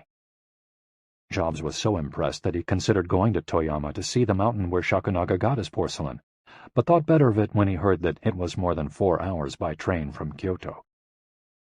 In an interview after Jobs' death, Shakunaga said he was very proud that his work had been appreciated by the man who created the iPhone. He added that Jobs' last purchase from him had been a set of 12 teacups. Jobs had asked for something special, a new style. To satisfy this request, Shakunaga made 150 teacups in the process of testing out new ideas. Of these, he chose the 12 best and sent them to the Jobs family. Ever since his first trip to Japan, Jobs was fascinated and inspired by the country's artisans, engineers, especially at Sony, philosophy, especially Zen, and cuisine, especially sushi. Sophisticated simplicity. What do Japanese artisans, engineers, Zen philosophy, and cuisine have in common? Simplicity and attention to detail. It is not a lazy simplicity, but a sophisticated one that searches out new frontiers, always taking the object, the body and mind, or the cuisine to the next level, according to one's Ikigai. As Csikszentmihalyi would say, the key is always having a meaningful challenge to overcome in order to maintain flow. The documentary Jiro Dreams of Sushi gives us another example of a Takumi, this time in the kitchen. Its protagonist has been making sushi every day for more than 80 years and owns a small sushi restaurant near the Ginza subway station in Tokyo. He and his son go every day to the famous Tsukiji fish market and choose the best fish to bring back to the restaurant. In the documentary, we see one of Jiro's apprentices learning to make tamago, a thin, slightly sweet omelet. No matter how hard he tries, he can't get Jiro's approval. He keeps practicing for years until he finally does. Why does the apprentice refuse to give up? Doesn't he get bored cooking eggs every day? No, because making sushi is his Ikigai too. Both Jiro and his son are culinary artists. They don't get bored when they cook. They achieve a state of flow. They enjoy themselves completely when they're in the kitchen. That is their happiness, their Ikigai. They've learned to take pleasure in their work, to lose their sense of time. Beyond the close relationship between father and son, which helps keep the challenge going each day, they also work in a quiet, peaceful environment that allows them to concentrate. Even after receiving a 3-star rating from Michelin, they never considered opening other locations or expanding the business. They serve just 10 patrons at a time at the bar of their small restaurant. Jiro's family isn't looking to make money. Instead, they value good working conditions and creating an environment in which they can flow while making the best sushi in the world. Jiro, like Yukio Shakunaga, begins his work at the source. He goes to the fish market to find the best tuna. Shakunaga goes to the mountains to find the best porcelain. When they get down to work, both become one with the object they are creating. This unity with the object that they reach in a state of flow takes on special meaning in Japan, where, according to Shintoism, forests, trees, and objects have a kami, spirit or god within them. When someone, whether an artist, an engineer, or a chef, sets out to create something, his or her responsibility is to use nature to give it life, while respecting that nature at every moment. During this process, the artisan becomes one with the object and flows with it. An ironworker would say that metal has a life of its own, just as someone making ceramics would say the clay does. The Japanese are skilled at bringing nature and technology together, not man versus nature, but a union of the two. The purity of Ghibli. There are those who say that the Shinto value of being connected with nature is vanishing. One of the harshest critics of this loss is another artist with a clearly defined Ikigai, Hayao Miyazaki, the director of the animated films produced by Studio Ghibli. In nearly all his films, we see humans, technology, fantasy, and nature in a state of conflict, and in the end, coming together. One of the most poignant metaphors in his film, Spirited Away, is an obese spirit covered in trash that represents pollution of the rivers. In Miyazaki's films, forests have personalities, trees have feelings, and robots befriend birds. Considered a national treasure by the Japanese government, Miyazaki is an artist capable of becoming completely absorbed in his art. He uses a cell phone from the late 1990s, and he makes his entire team draw by hand. He directs his films by rendering on paper even the tiniest detail, achieving flow by drawing, not by using a computer. Thanks to this obsession on the director's part, Studio Ghibli is one of the only studios in the world where almost the entire production process is carried out using traditional techniques. Those who have visited Studio Ghibli know that it's fairly typical on a given Sunday to see a solitary individual tucked away in a corner, hard at work. A man in simple clothes who will greet them with an "Ohayo," hello, without looking up. Miyazaki is so passionate about his work that he spends many Sundays in the studio, enjoying the state of flow, putting his Ikigai above all else. Visitors know that under no circumstances is one to bother Miyazaki, who is known for his quick temper, especially if he is interrupted while drawing. In 2013, Miyazaki announced he was going to retire. To commemorate his retirement, the television station NHK made a documentary showing him in his last days at work.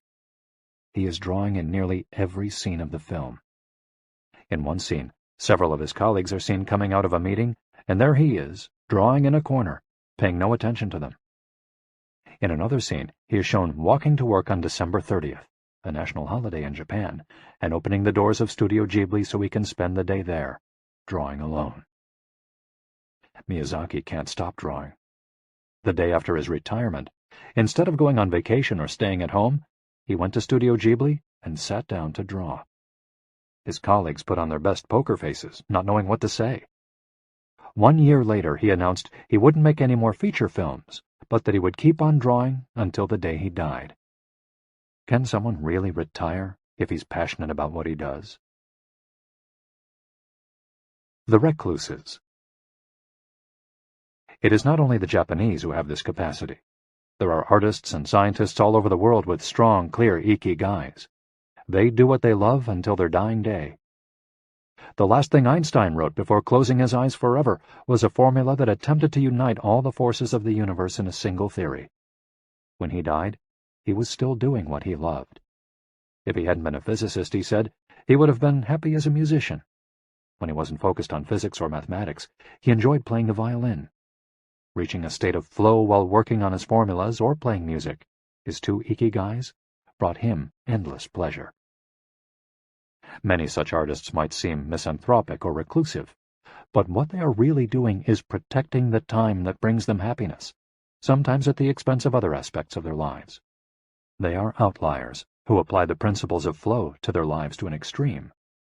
Another example of this kind of artist is the novelist Haruki Murakami. He sees only a close circle of friends and appears in public in Japan only once every few years. Artists know how important it is to protect their space, control their environment, and be free from distractions if they want to flow with their Ikigai. Microflow. Enjoying mundane tasks. But what happens when we have to say, do the laundry, mow the lawn, or attend to paperwork? Is there a way to make these mundane tasks enjoyable? Near the Shinjuku subway station, in one of the neural centers of Tokyo, there is a supermarket that still employs elevator operators. The elevators are fairly standard and could easily be operated by the customers, but the store prefers to provide the service of someone holding the door open for you, pushing the button for your floor, and bowing as you exit. If you ask around, you'll learn that there is one elevator operator who has been doing the same job since 2004. She is always smiling and enthusiastic about her work. How is she able to enjoy such a job? Doesn't she get bored doing something so repetitive? On closer inspection, it becomes clear that the elevator operator is not just pushing buttons, but is instead performing a whole sequence of movements. She begins by greeting the customers with a song-like salutation, followed by a bow and a welcoming wave of the hand. Then she presses the elevator button with a graceful movement, as though she is a geisha offering a client a cup of tea. Csikszentmihalyi calls this microflow. We've all been bored in a class or at a conference and started doodling to keep ourselves entertained, or whistled while painting a wall. If we're not truly being challenged, we get bored and add a layer of complexity to amuse ourselves. Our ability to turn routine tasks into moments of microflow, into something we enjoy, is key to our being happy, since we all have to do such tasks. Even Bill Gates washes the dishes every night. He says he enjoys it, that it helps him relax and clear his mind, and that he tries to do it a little better each day, following an established order or set of rules he's made for himself. Plates first, forks second, and so on. It's one of his daily moments of microflow. Richard Feynman, one of the most important physicists of all time, also took pleasure in routine tasks. W. Daniel Hillis, one of the founders of the supercomputer manufacturer Thinking Machines, hired Feynman to work on the development of a computer that could handle parallel processing when he was already world famous. He says Feynman showed up on his first day of work and said, "Okay, boss, what's my assignment?" They didn't have anything prepared, so they asked him to work on a certain mathematical problem. He immediately realized they were giving him an irrelevant task to keep him busy and said, "That sounds like a bunch of baloney. Give me something real to do." So they sent him to a nearby shop to buy office supplies, and he completed his assignment with a smile on his face. When he didn't have something important to do or needed to rest his mind, Feynman dedicated himself to microflowing, say, painting the office walls. Weeks later, after visiting the Thinking Machines offices, a group of investors declared, "You have a Nobel laureate in there, painting walls and soldering circuits." Instant vacations. Getting there through meditation. Training the mind can get us to a place of flow more quickly. Meditation is one way to exercise our mental muscles. There are many types of meditation, but they all have the same objective: calming the mind, observing our thoughts and emotions, and centering our focus on a single object. The basic practice involves sitting with a straight back and focusing on your breath. Anyone can do it, and you feel a difference after just one session. By fixing your attention on the air moving in and out of your nose, you can slow the torrent of thoughts and clear your mental horizons. The Archer's Secret. The winner of the 1988 Olympic gold medal for archery was a 17-year-old woman from South Korea. When asked how she prepared, she replied that the most important part of her training was meditating for 2 hours each day. If we want to get better at reaching a state of flow, meditation is an excellent antidote to our smartphones and their notifications constantly clamoring for our attention. One of the most common mistakes among people starting to meditate is worrying about doing it right, achieving absolute mental silence or reaching nirvana. The most important thing is to focus on the journey. Since the mind is a constant swirl of thoughts, ideas, and emotions, slowing down the centrifuge, even for just a few seconds, can help us feel more rested and leave us with a sense of clarity. In fact, one of the things we learn in the practice of meditation is not to worry about anything that flits across our mental screen. The idea of killing our boss might flash into our mind, but we simply label it as a thought and let it pass like a cloud, without judging or rejecting it. It's only a thought, one of the 60,000 we have every day, according to some experts. Meditation generates alpha and theta brainwaves. For those experienced in meditation, these waves appear right away, while it might take half an hour for a beginner to experience them.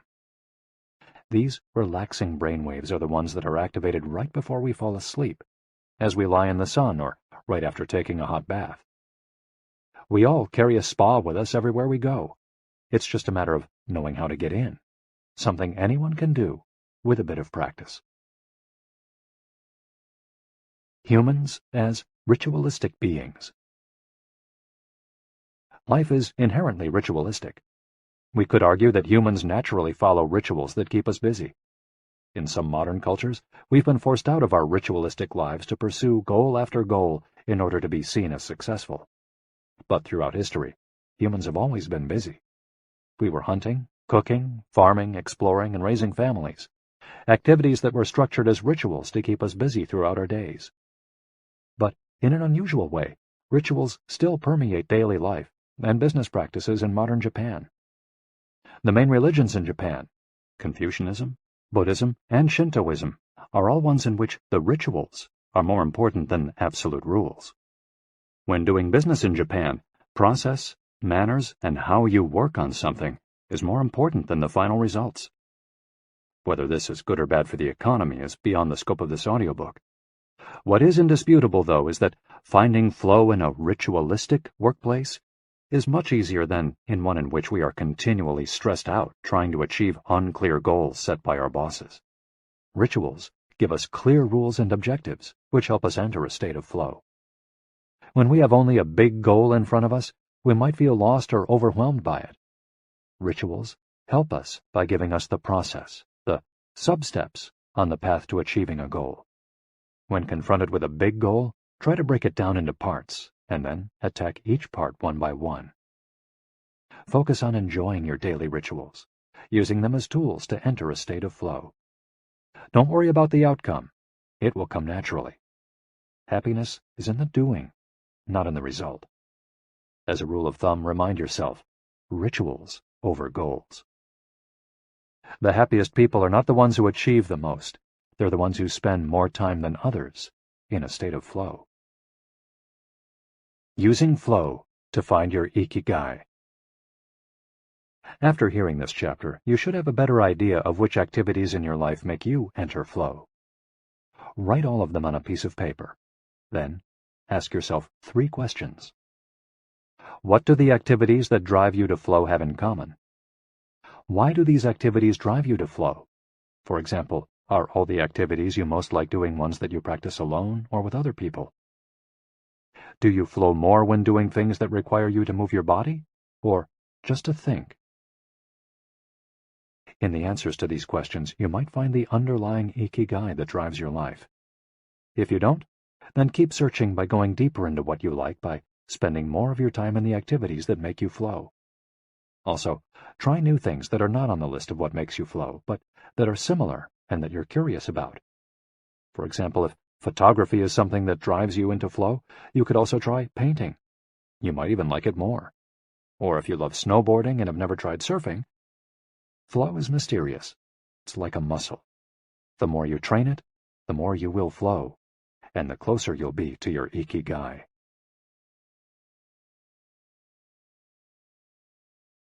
Chapter 5. Masters of Longevity. Words of wisdom from the longest living people in the world. When we started working on this audiobook, we didn't want to just research the factors that contribute to a long and happy life. We wanted to hear from the true masters of this art. The interviews we conducted in Okinawa merit their own chapter, but in the section that precedes it, we've provided an overview of the life philosophies of a few international champions of longevity. We're talking about super centenarians, people who live to 110 years of age or more. The term was coined in 1970 by Norris McWhirter, editor of the Guinness Book of World Records. Its use became more widespread in the 1990s after it appeared in William Strauss and Neil Howe's Generations. Today, there are an estimated 300 to 450 supercentenarians in the world, although the age of only around 75 of them has been confirmed. They aren't superheroes, but we could see them as such for having spent far more time on this planet than the average life expectancy would predict. Given the rise in life expectancy around the world, the number of supercentenarians might also increase. A healthy and purposeful life could help us join their ranks. Let's take a look at what a few of them have to say. Misao Okawa, 117. Eat and sleep, and you'll live a long time. You have to learn to relax. According to the Gerontology Research Group, until April 2015, the oldest living person in the world was Misao Okawa, who passed away in a care facility in Osaka, Japan after living for 117 years, 27 days. The daughter of a textile merchant, she was born in 1898, when Spain lost its colonies in Cuba and the Philippines, and the United States annexed Hawaii and launched Pepsi-Cola. Until she was 110, this woman, who lived in 3 different centuries, cared for herself unassisted. When specialists asked about her self-care routine, Misao answered simply, eating sushi and sleeping, to which we should add, having a tremendous thirst for life. When they inquired about her secret for longevity, she answered with a smile, I ask myself the same thing. Proof that Japan continues to be a factory of long life. In July of the same year, Sakari Momoi passed away at 112 years and 150 days old. At the time, he was the oldest man in the world, though he was younger than 57 women. Maria Capovilla, 116. I've never eaten meat in my life. Born in Ecuador in 1889, Maria Capovilla was recognized by Guinness as the world's oldest person. She died of pneumonia in 2006 at 116 years and 347 days old, leaving behind 3 children, 12 grandchildren, and 20 great and great-great-grandchildren. She gave one of her last interviews at age 107, sharing her memories and her thoughts. I'm happy, and I give thanks to God who keeps me going. I never thought I'd live so long. I thought I'd die long ago. My husband, Antonio Capovilla, was the captain of a ship. He passed away at 84. We had 2 daughters and a son, and now I have many grandchildren and great-grandchildren. Things were better back in the old days. People behaved better. We used to dance, but we were more restrained. There was this one song I loved dancing to, Maria, by Luis Alarcón. I still remember most of the words. I also remember many prayers and say them every day. I like the waltz, and can still dance it. I also still make crafts. I do some of the things I did when I was in school.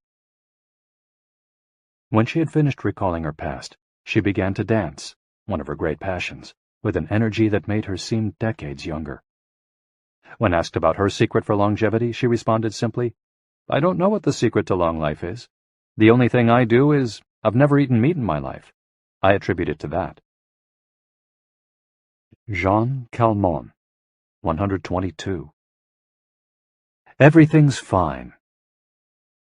Born in Arles, France, in February 1875, Jean Calment lived until August 4, 1997, making her, at 122, the oldest person of verified age in history.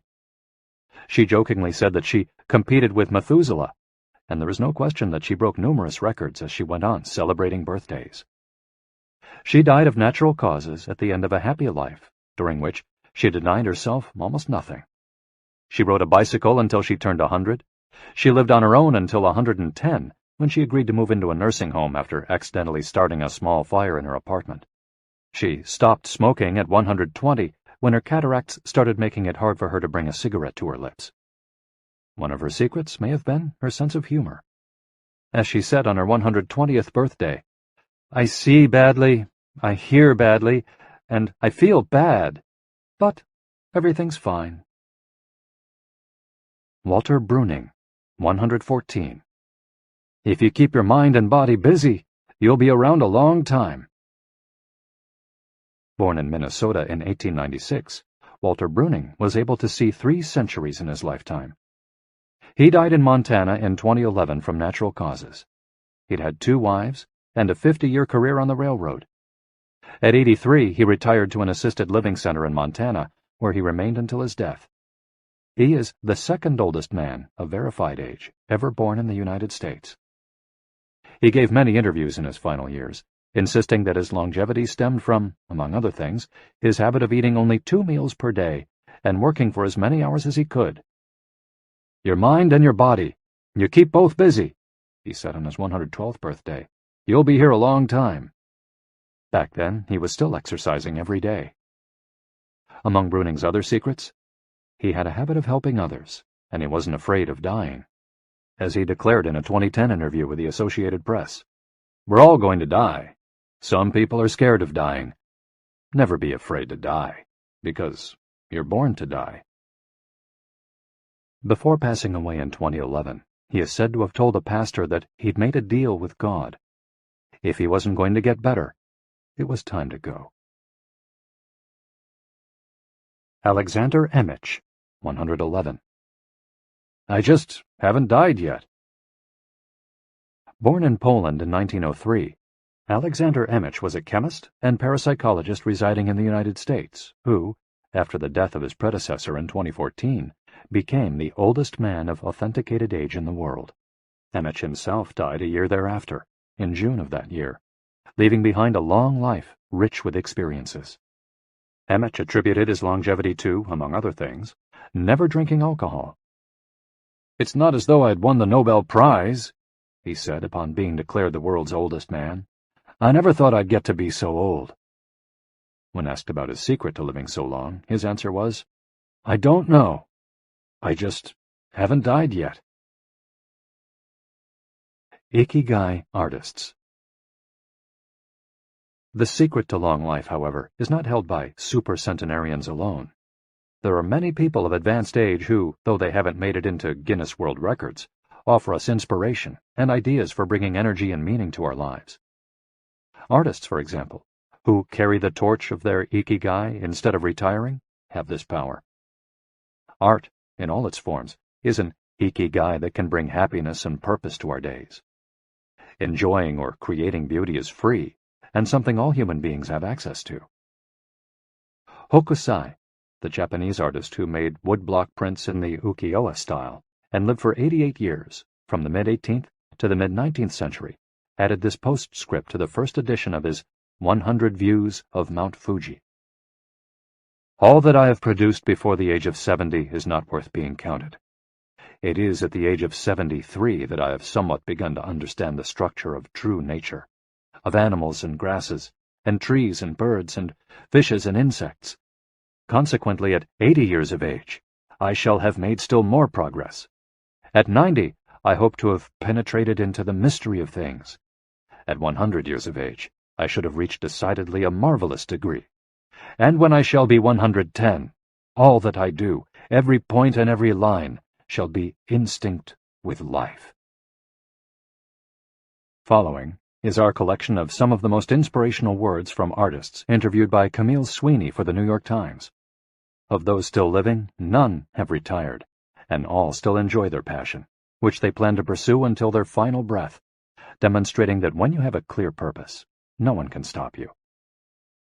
The actor Christopher Plummer, still working at 86, reveals a dark desire shared by many who love the profession. "We want to drop dead on stage. That would be a nice, theatrical way to go." Osamu Tezuka, the father of modern Japanese manga, shared this feeling.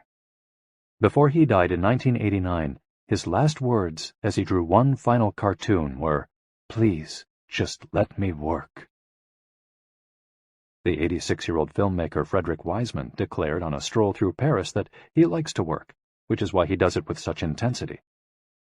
"Everybody complains about the aches and pains and all that, but my friends are either dead or are still working," he said.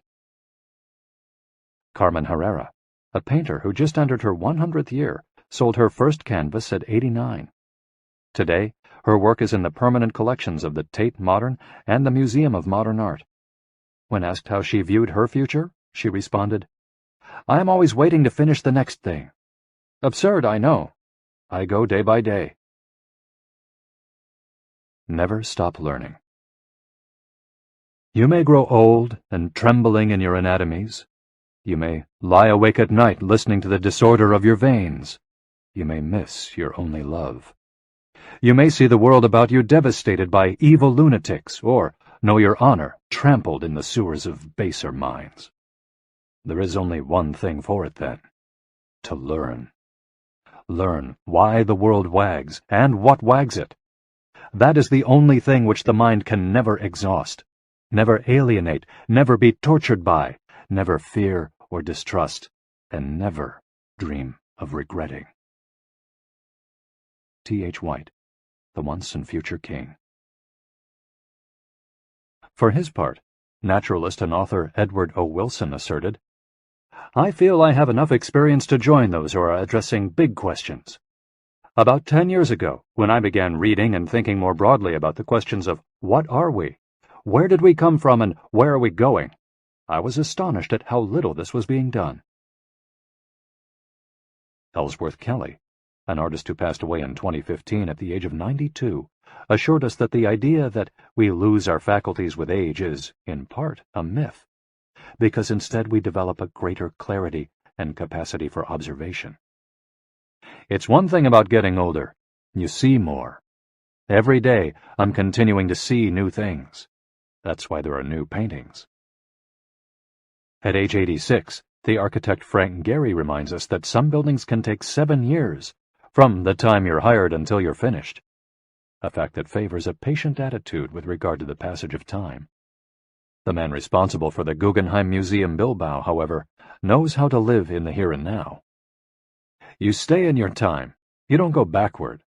I think if you relate to the time you're in, you keep your eyes and ears open, read the paper, see what's going on, stay curious about everything, you will automatically be in your time. Longevity in Japan. Because of its robust civil registry, many of those verified as having lived the longest are found in the United States. However, there are many centenarians living in remote villages in other countries. A peaceful life in the countryside seems pretty common among people who have watched a century pass. Without question, the international superstar of longevity is Japan, which has the highest life expectancy of any country in the world. In addition to a healthy diet, which we will explore in detail, and an integrated healthcare system in which people go to the doctor for regular checkups to prevent disease, longevity in Japan is closely tied to its culture, as we'll see later on. The sense of community and the fact that Japanese people make an effort to stay active until the very end are key elements of their secret to long life. If you want to stay busy even when there's no need to work, there has to be an Ikigai on your horizon, a purpose that guides you throughout your life and pushes you to make things of beauty and utility for the community and yourself. Chapter 6. Lessons from Japan's Centenarians. Traditions and Proverbs for Happiness and Longevity. To get to Ogimi, we had to fly nearly 3 hours from Tokyo to Naha, the capital of Okinawa. Several months earlier, we'd contacted the town council of a place known as the Village of Longevity to explain the purpose of our trip and our intention to interview the oldest members of the community. After numerous conversations, we finally got the help we were looking for and were able to rent a house just outside the town. 1 year after starting this project, we found ourselves on the doorstep of some of the longest living people in the world. We realized right away that time seems to have stopped there, as though the entire town were living in an endless here and now. Arriving in Ogimi. After 2 hours on the road from Naha, we're finally able to stop worrying about the traffic. To our left are the sea and an empty stretch of beach.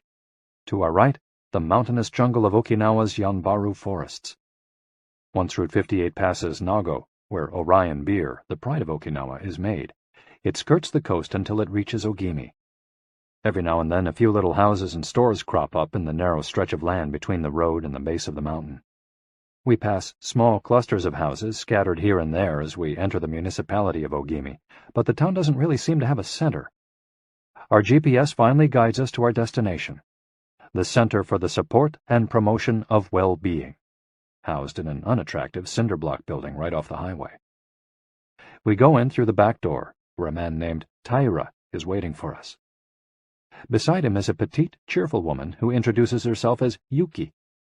2 other women immediately get up from desks and show us to a conference room. They serve us each a cup of green tea and a few shikuwasa, a small citrus fruit that packs a big nutritional punch, as we'll see later on. Taira sits down across from us in his formal suit and opens up a large planner and a 3-ring binder. Yuki sits next to him. The binder contains a list of all the town's residents, organized by age and club, or moai. Taira points out that these groups of people who help one another are characteristic of Ogimi. The moai are not organized around any concrete objective. They function more like a family. Taira also tells us that volunteer work, rather than money, drives much of what happens in Ogimi. Everyone offers to pitch in, and the local government takes care of assigning tasks.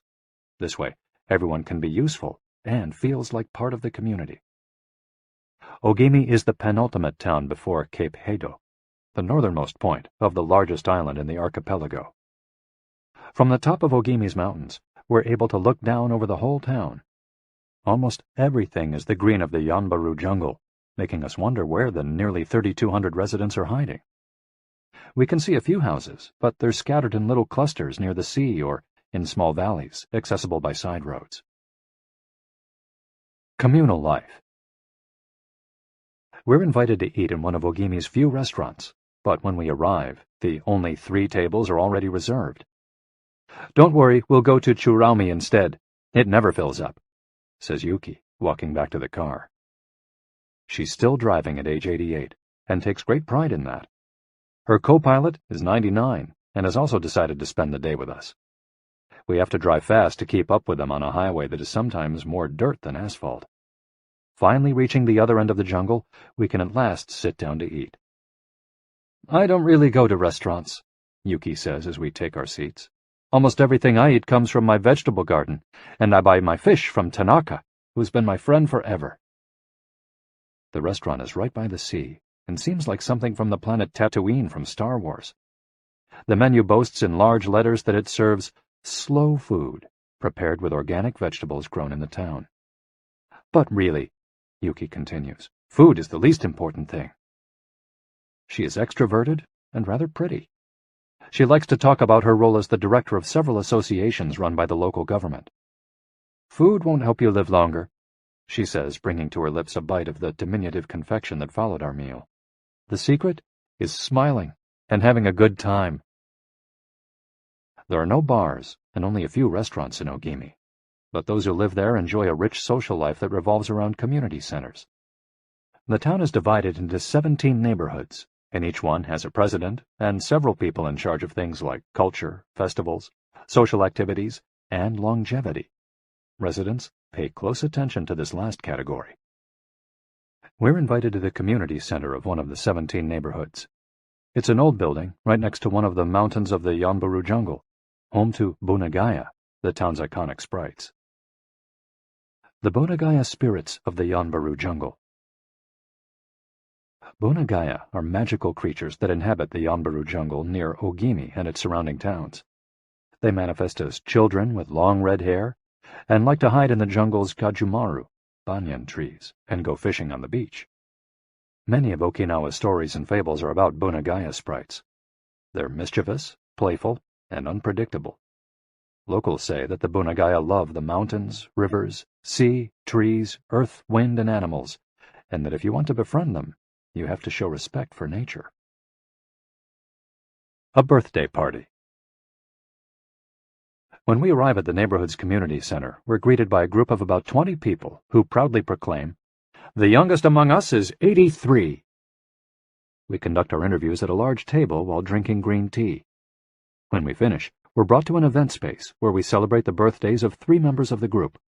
One woman is turning 99, another 94, and one young man has just reached 89. We sing a few songs popular in the village and finish up with "Happy Birthday" in English. The woman turning 99 blows out the candles and thanks everyone for coming to her party. We eat homemade shikuwasa cake and end up dancing and celebrating as though it were the birthday of a 20-something. It's the first party, but not the last that we'll attend during our week in the village. We'll also do karaoke with a group of seniors who sing better than we do, and attend a traditional festival with local bands, dancers, and food stands at the foot of a mountain. Celebrate each day together. Celebrations seem to be an essential part of life in Ogimi. We're invited to watch a game of gate ball, one of the most popular sports among Okinawa's older residents. It involves hitting a ball with a mallet-like stick. It's a low-impact sport that can be played anywhere, and it's a good excuse to move around and have fun as a group. The residents hold local competitions, and there is no age limit for participants. We participate in the weekly game and lose to a woman who recently turned 104. Everyone cheers, and the defeated look on our faces elicits laughter. In addition to playing and celebrating as a community, spirituality is also essential to the happiness of the village's residents. The gods of Okinawa.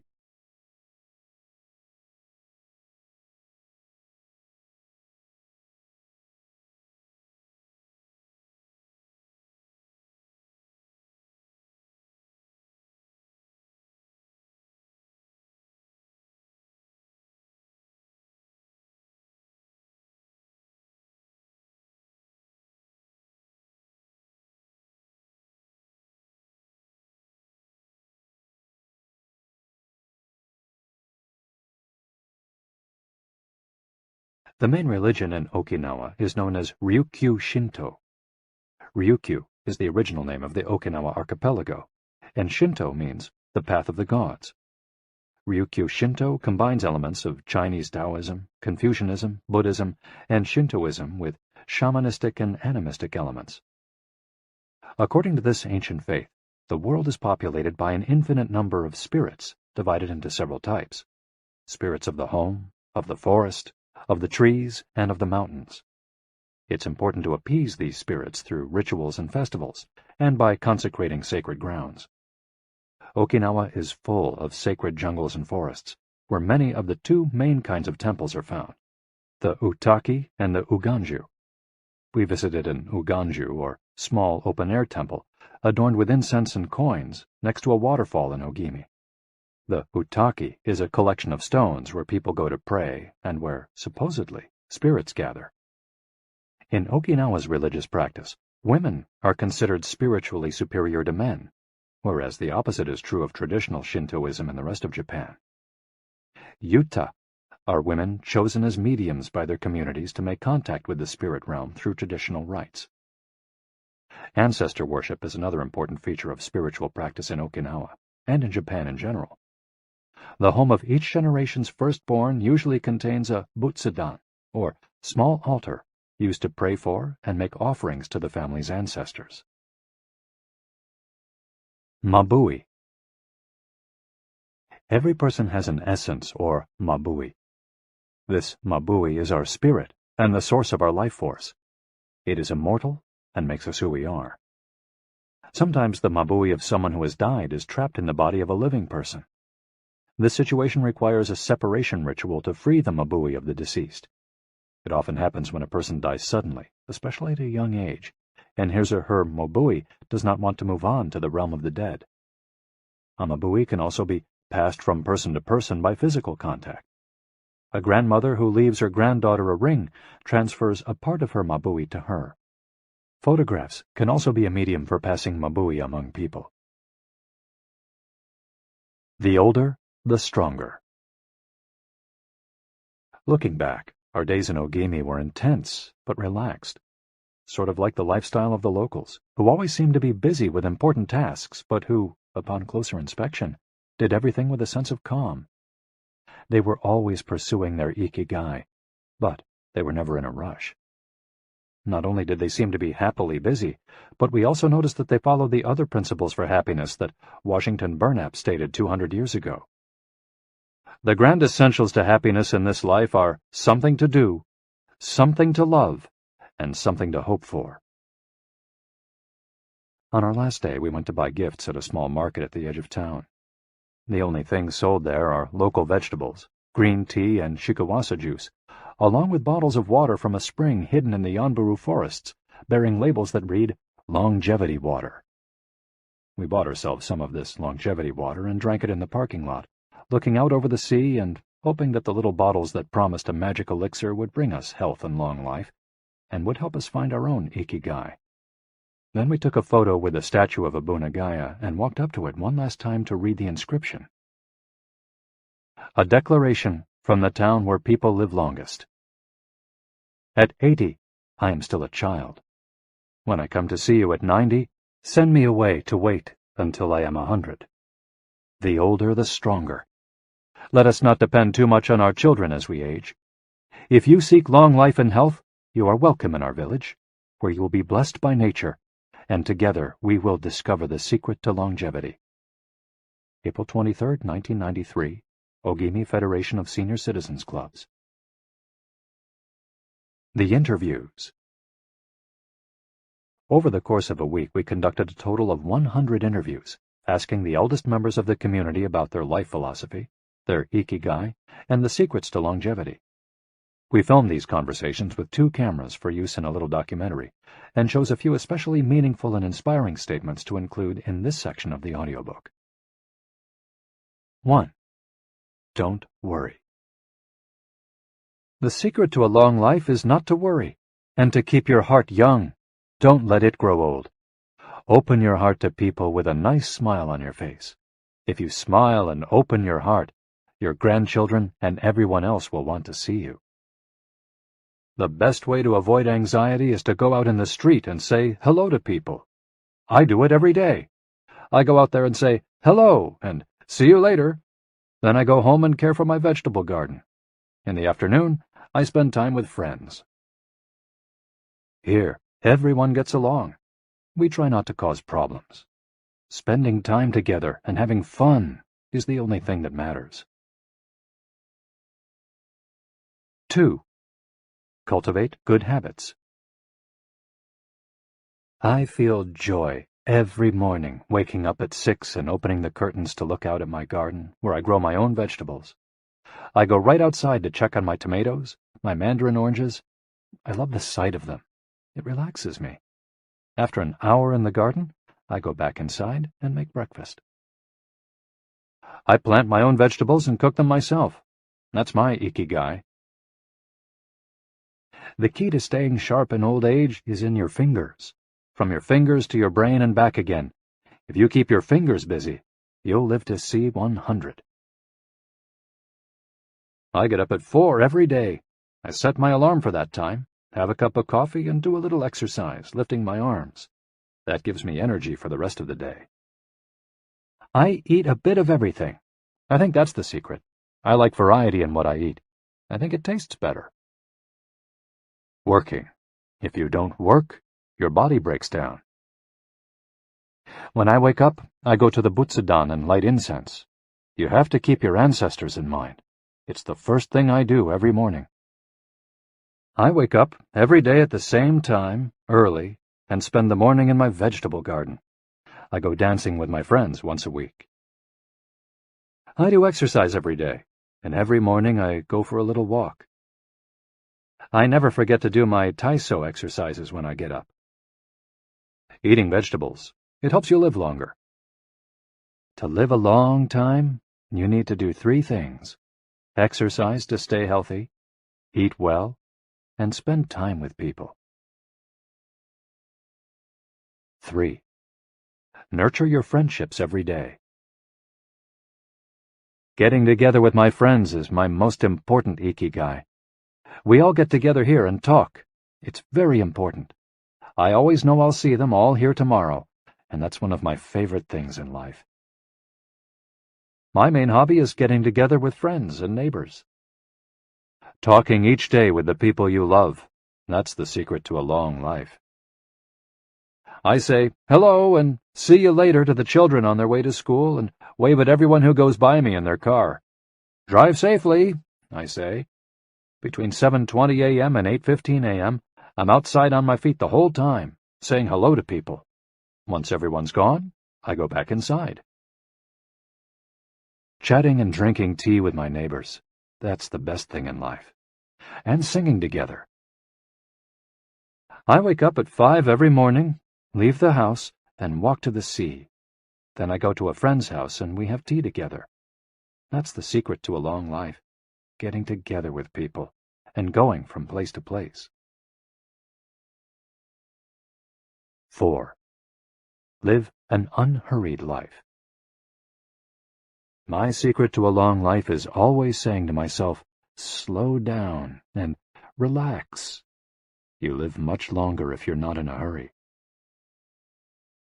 I make things with wicker. That's my Ikigai. The first thing I do when I wake up is pray. Then I do my exercises and eat breakfast. At 7, I calmly start working on my wicker. When I get tired at 5, I go visit my friends. Doing many different things every day. Always staying busy, but doing one thing at a time without getting overwhelmed. The secret to long life is going to bed early, waking up early, and going for a walk. Living peacefully and enjoying the little things. Getting along with your friends. Spring, summer, fall, winter. Enjoying each season happily. 5. Be optimistic. Every day I say to myself, today will be full of health and energy. Live it to the fullest. I'm 98, but consider myself young. I still have so much to do. Laugh. Laughter is the most important thing. I laugh wherever I go. I'm going to live to be 100. Of course I am. It's a huge motivation for me.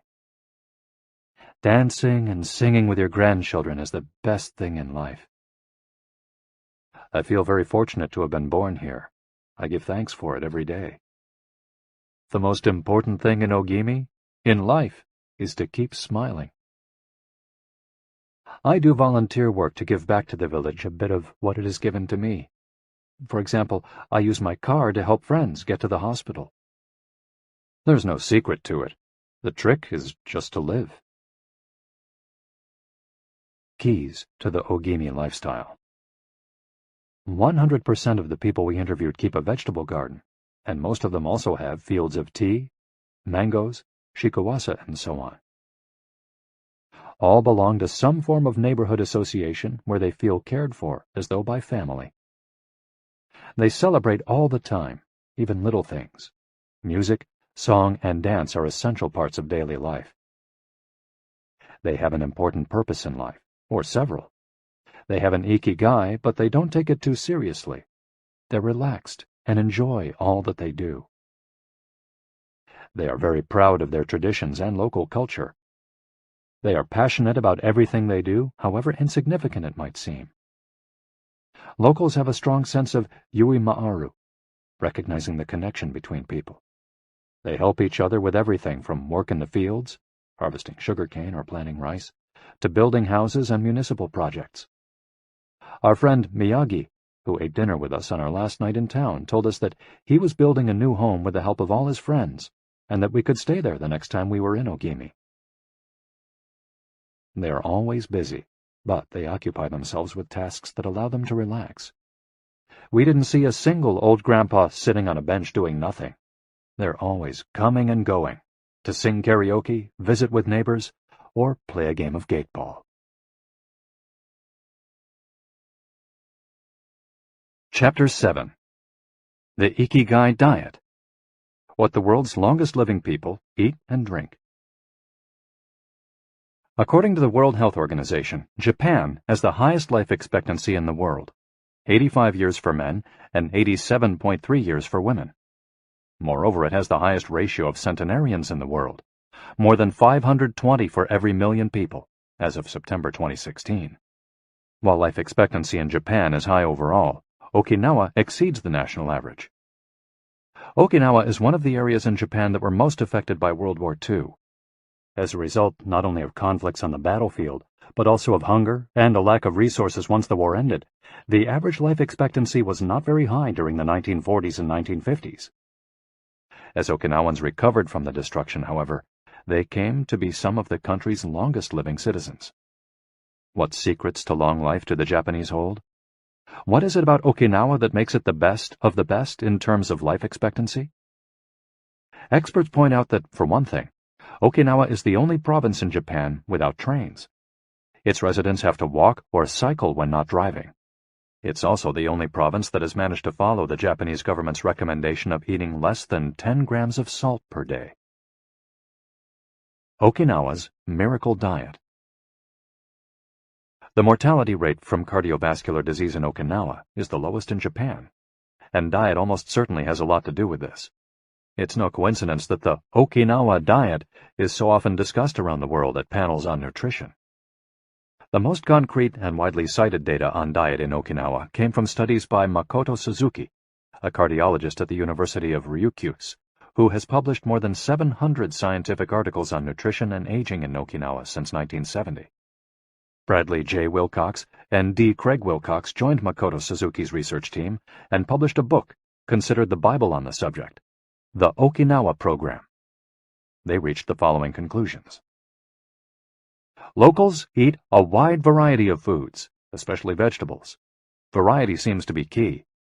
A study of Okinawa's centenarians showed that they ate 206 different foods, including spices, on a regular basis. They ate an average of 18 different foods each day, a striking contrast to the nutritional poverty of our fast food culture. They eat at least 5 servings of fruits and vegetables every day. At least 7 types of fruits and vegetables are consumed by Okinawans on a daily basis.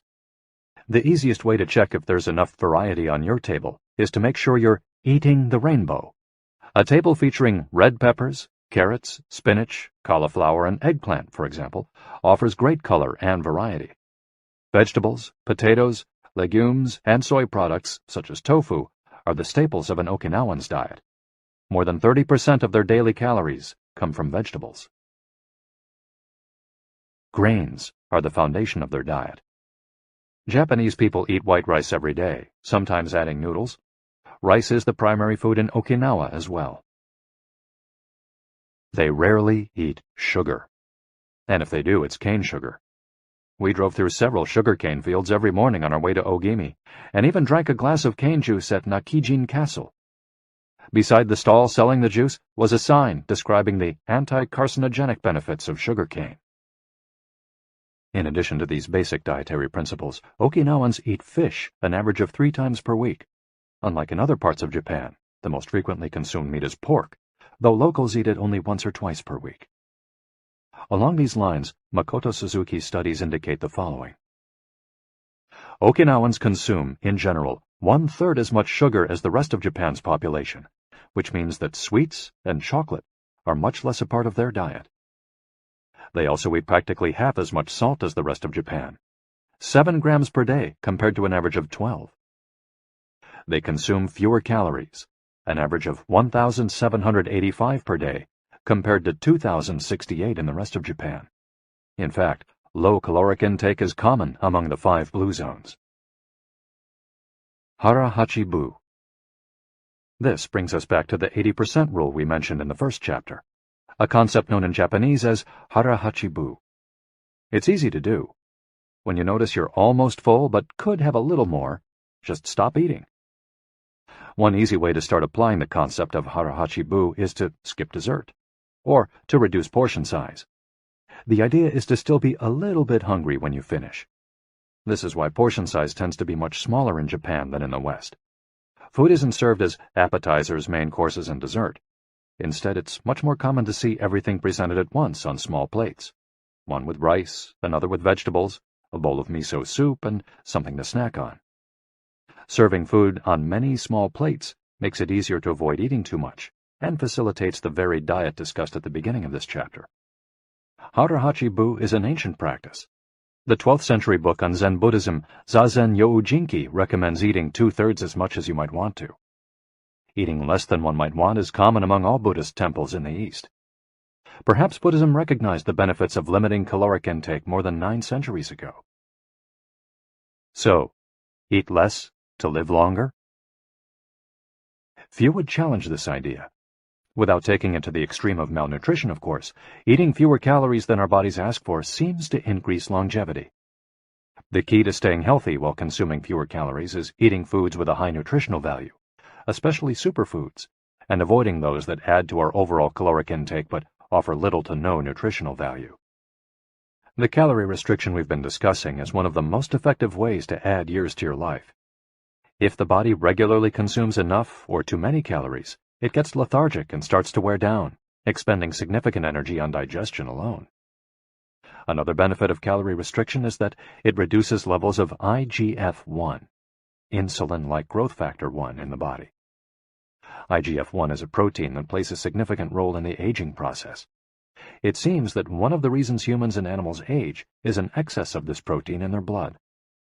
Whether calorie restriction will extend lifespan in humans is not yet known, but data increasingly indicate that moderate calorie restriction with adequate nutrition has a powerful protective effect against obesity, type 2 diabetes, inflammation, hypertension, and cardiovascular disease, and reduces metabolic risk factors associated with cancer. An alternative to following the 80% rule on a daily basis is to fast for 1 or 2 days each week.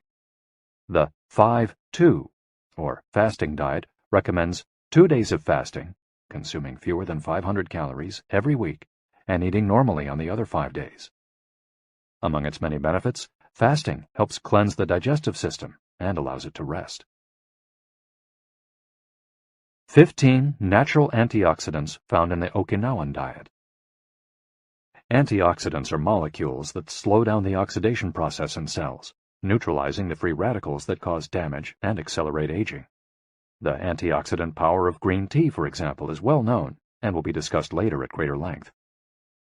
Because they are rich in antioxidants and are eaten nearly every day in the region, these 15 foods are considered keys to Okinawan vitality. Tofu, miso, tuna, carrots, goya, a bitter melon, kombu, sea kelp, cabbage, nori, seaweed, onion, soy sprouts, hechima, a cucumber-like gourd, soybeans, boiled or raw, sweet potato, peppers, and sanpin cha, jasmine tea. Sanpin cha, the reigning infusion in Okinawa. Okinawans drink more sanpin cha, a mix of green tea and jasmine flowers, than any other kind of tea. The closest approximation in the West would be the jasmine tea that usually comes from China. A 1988 study conducted by Hiroko Sho at the Okinawa Institute of Science and Technology indicates that jasmine tea reduces blood cholesterol levels. Sanpin cha can be found in many different forms in Okinawa, and is even available in vending machines. In addition to all the antioxidant benefits of green tea, it boasts the benefits of jasmine, which include reducing the risk of heart attack, strengthening the immune system, helping relieve stress, lowering cholesterol. Okinawans drink an average of 3 cups of sanpin cha every day. It might be hard to find exactly the same blend in the West, but we can drink jasmine tea, or even a high-quality green tea instead. The secrets of green tea. Green tea has been credited for centuries with significant medicinal properties. Recent studies have confirmed its many benefits, and have attested to the importance of this ancient plant in the longevity of those who drink it often. Originally from China, where it's been consumed for millennia, green tea didn't make its way to the rest of the world until just a few centuries ago. Unlike other teas, and as a result of being air-dried without fermentation, it retains its active elements even after being dried and crumbled. It offers meaningful health benefits such as controlling cholesterol, lowering blood sugar levels, improving circulation, protection against the flu, vitamin C, promoting bone health, fluoride, protection against certain bacterial infections, protection against UV damage, cleansing, and diuretic effects. White tea, with its high concentration of polyphenols, may be even more effective against aging. In fact, it's considered to be the natural product with the greatest antioxidant power in the world, to the extent that 1 cup of white tea might pack the same punch as a dozen glasses of orange juice. In summary, drinking green or white tea every day can help us reduce the free radicals in our bodies, keeping us young longer. The powerful shikuwasa. Shikuwasa is the citrus fruit par excellence of Okinawa, and Ogimi is its largest producer in all of Japan. The fruit is extremely acidic. It's impossible to drink shikuwasa juice without diluting it first with water. Its taste is somewhere between that of a lime and a mandarin orange, to which it bears a family resemblance. Shikuwasas also contain high levels of nobiletin, a flavonoid rich in antioxidants. All citrus fruits, grapefruits, oranges, lemons, are high in nobiletin, but Okinawa's shikuwasas have 40 times as much as oranges. Consuming nobiletin has been proven to protect us from arteriosclerosis, cancer, type 2 diabetes, and obesity in general. Shikuwasas also contain vitamins C and B, beta-carotene, and minerals. They're used in many traditional dishes and to add flavor to food, and are squeezed to make juice. While conducting research at the birthday parties of the town's grandparents, we were served shikuwasa cake. The antioxidant canon for Westerners. In 2010, the UK's Daily Mirror published a list of foods recommended by experts to combat aging. Among these foods readily available in the West are vegetables, such as broccoli and chard, for their high concentration of water, minerals, and fiber. Oily fish, such as salmon, mackerel, tuna, and sardines, for all the antioxidants in their fat. Fruits, such as citrus, strawberries, and apricots. They're an excellent source of vitamins and help eliminate toxins from the body. Berries, such as blueberries and goji berries. They're rich in phytochemical antioxidants. Dried fruits, which contain vitamins and antioxidants and give you energy. Grains, such as oats and wheat, which give you energy and contain minerals. Olive oil, for its antioxidant effects that show in your skin. Red wine, in moderation, for its antioxidant and vasodilatory properties. Foods that should be eliminated are refined sugar and grains, processed baked goods, and prepared foods, along with cow's milk and all its derivatives. Following this diet will help you feel younger and slow the process of premature aging. Chapter 8. Gentle Movements, Longer Life. Exercises from the East that promote health and longevity. Studies from the Blue Zone suggest that the people who live the longest are not the ones who do the most exercise, but rather the ones who move the most. When we visited Ogimi, the village of longevity, we discovered that even people over 80 and 90 years old are still highly active. They don't stay at home looking out the window or reading the newspaper. Ogimi's residents walk a lot, do karaoke with their neighbors, get up early in the morning, and as soon as they've had breakfast, or even before, head outside to weed their gardens. They don't go to the gym or exercise intensely, but they almost never stop moving in the course of their daily routines. As easy as getting out of your chair. Metabolism slows down 90% after 30 minutes of sitting. The enzymes that move the bad fat from your arteries to your muscles, where it can get burned off, slow down. And after 2 hours, good cholesterol drops 20%. Just getting up for 5 minutes is going to get things going again.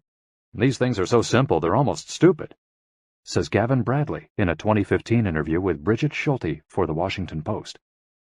Bradley is one of the preeminent experts on the subject, and the director of an international organization dedicated to building awareness of how detrimental sitting all the time can be to our health. If we live in a city, we might find it hard to move in natural and healthy ways every day, but we can turn to exercises that have proven for centuries to be good for the body. The Eastern disciplines for bringing body, mind, and soul into balance have become quite popular in the West, but in their countries of origin, they've been used for ages to promote health. Yoga, originally from India, though very popular in Japan, and China's Qigong and Tai Chi, among other disciplines, seek to create harmony between a person's body and mind, so they can face the world with strength, joy, and serenity. They're touted as elixirs of youth, and science has endorsed the claim. These gentle exercises offer extraordinary health benefits, and are particularly appropriate for older individuals who have a harder time staying fit. Tai Chi has been shown, among other things, to slow the development of osteoporosis and Parkinson's disease, to increase circulation, and to improve muscle tone and flexibility. Its emotional benefits are just as important.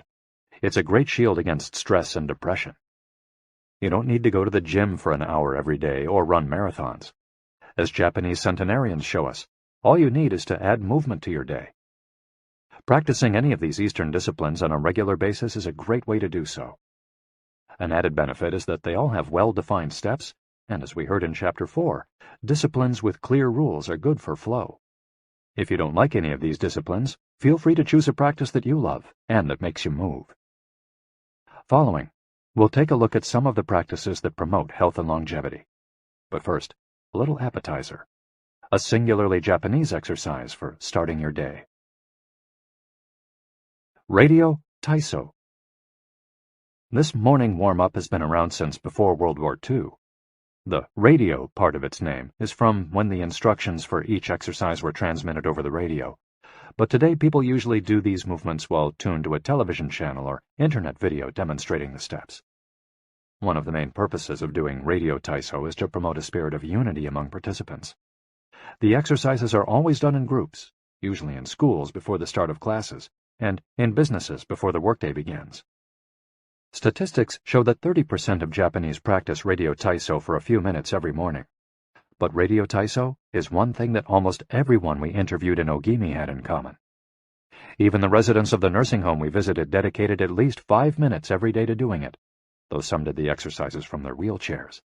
We joined them on their daily practice, and we felt refreshed for the rest of the day. When these exercises are done in a group, it's usually on a sports field or in a large reception hall, and typically involves some kind of loudspeaker. The exercises take 5 or 10 minutes, depending on whether you do all or only some of them. They focus on dynamic stretching and increasing joint mobility. One of the most iconic Radio Taiso exercises consists of simply raising your arms above your head and then bringing them down in a circular motion.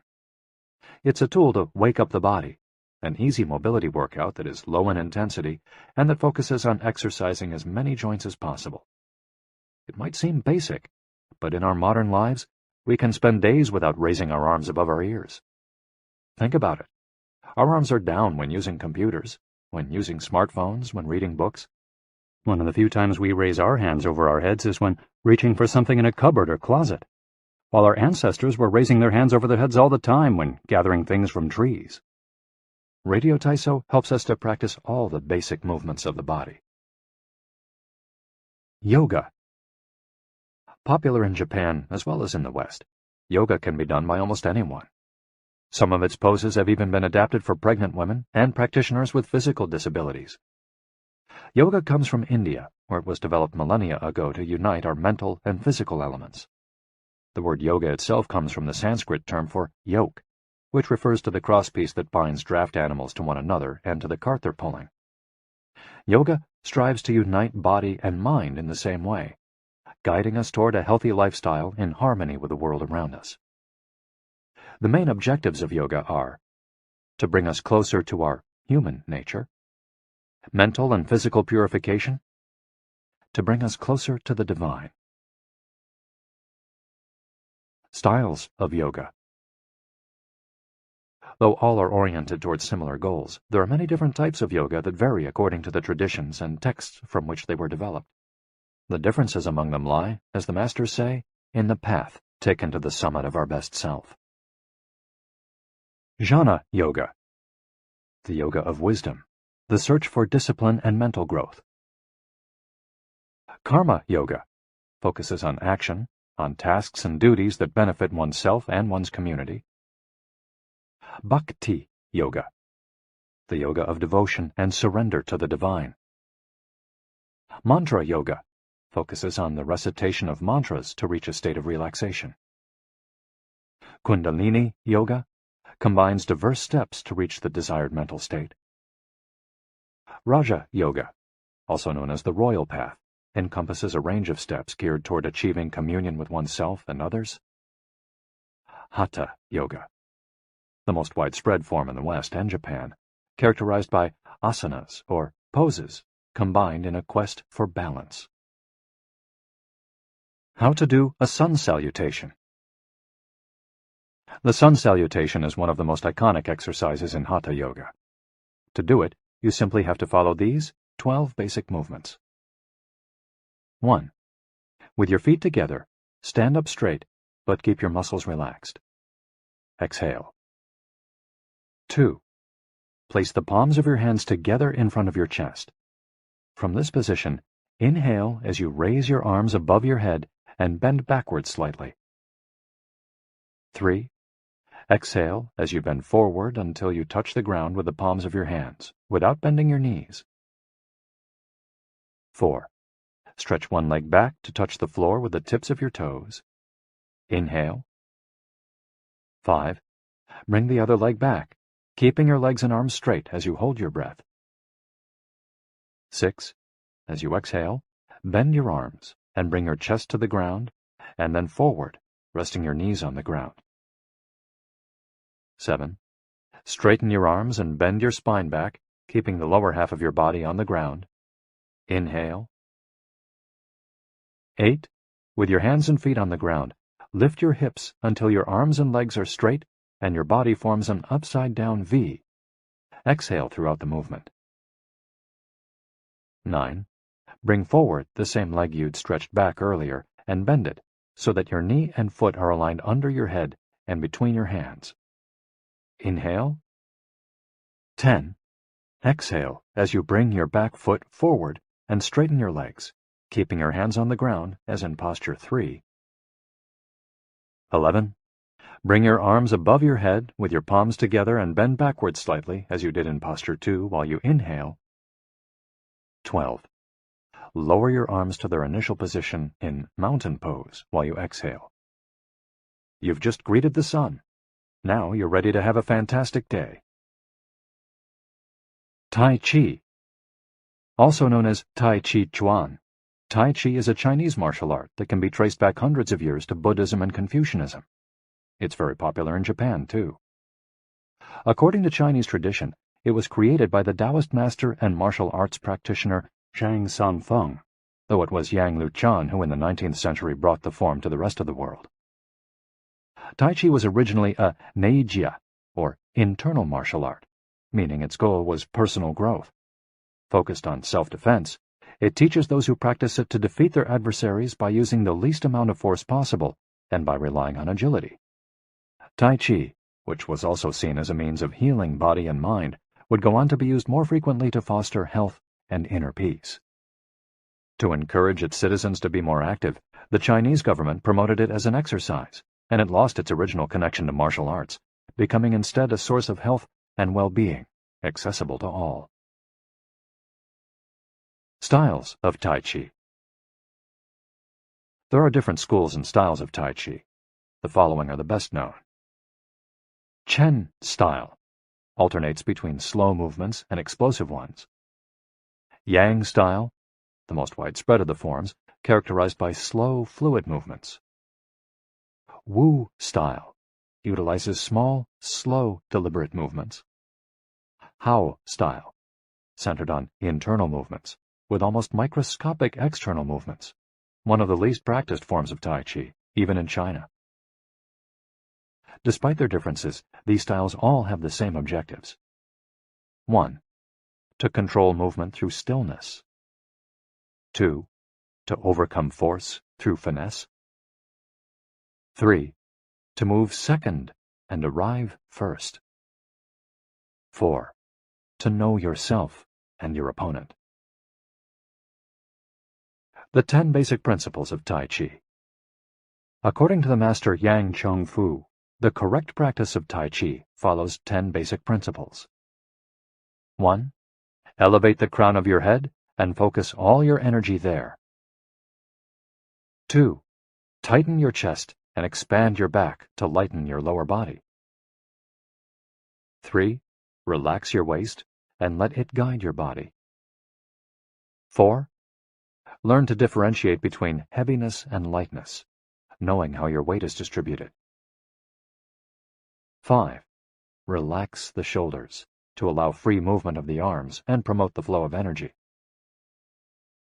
6. Value the agility of the mind over the strength of the body. 7. Unify the upper and lower body so they act in concert. 8.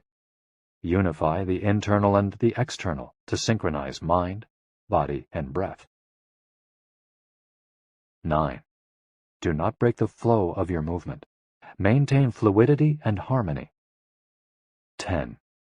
Look for stillness in movement. An active body leads to a calm mind. Imitating clouds. One of the best-known movements in Tai Chi consists of following the form of clouds in an exercise called wave hands like clouds. Here are the steps. 1. Extend your arms in front of you with your palms down. 2. Turn your palms to face in, as though you were hugging a tree trunk. 3. Open your arms out to the side. 4. Bring the left arm up and center, and the right arm down and center. 5. Trace the shape of a ball in front of your body. 6. Turn your left palm toward your face. 7. Shift your weight to your left foot and pivot from your hip toward that side, while your eyes follow the movement of your hand. 8. Bring your left hand to your waist and your right hand in front of your face. 9. Shift your weight to your right foot. 10. Pivot toward your right, looking at your raised right hand the entire time. 11. Repeat this movement fluidly, shifting your weight from one foot to the other as you reposition your hands. 12. Stretch your arms out in front of you again and bring them down slowly, returning to your initial position. Qigong, also known as Qi Kung. Its name combines Qi, life force or energy, and Gong, work, indicating that the form works with the individual's life force. Though relatively modern, especially under its current name, the art of Qigong is based on the Tao Yin, an ancient art meant to foster mental and physical well-being. The practice began to appear in reports on training in martial arts at the beginning of the 20th century, and by the 1930s was being used in hospitals. The Chinese government later popularized it, as it had done with Tai Chi. Qigong involves static and dynamic physical exercises that stimulate respiration in a standing, seated, or reclined position. There are many different styles of Qigong, but all of them seek to strengthen and regenerate Qi. Though its movements are typically gentle, the practice is intense. Benefits of Qigong. According to numerous international scientific studies, Qigong, like Tai Chi and yoga, offers significant health benefits. The following stand out among those proven through scientific research, as observed by Dr. Kenneth M. Sancer of San Francisco's Qigong Institute in his article, Medicinal Applications of Qigong. Modification of brainwaves. Improved balance of sex hormones. Lower mortality rate from heart attacks.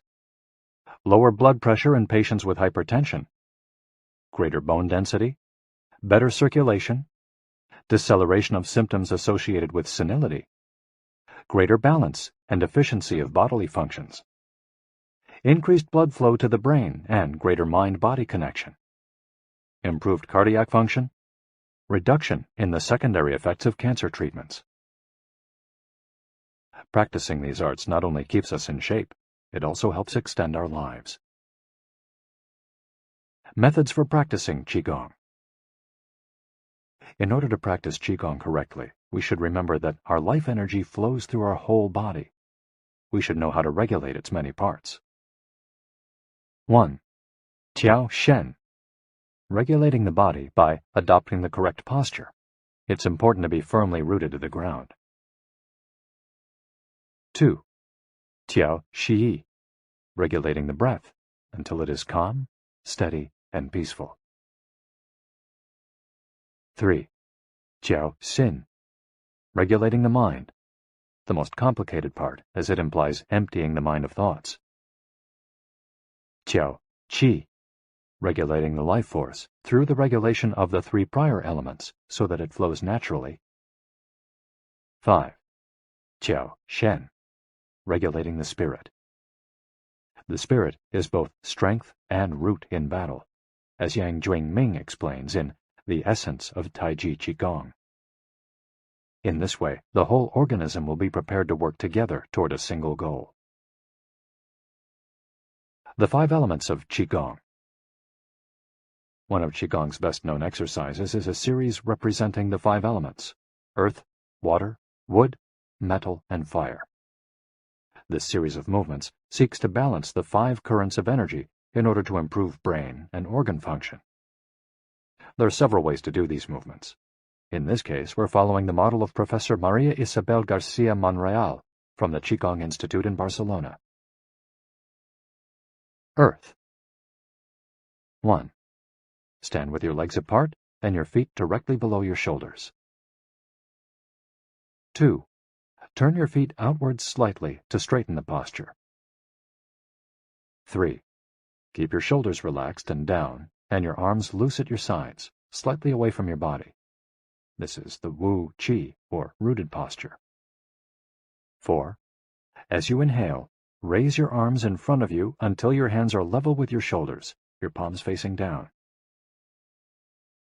5. Exhale as you bend your knees and bring your arms down until your hands are level with your stomach, your palms facing in. 6.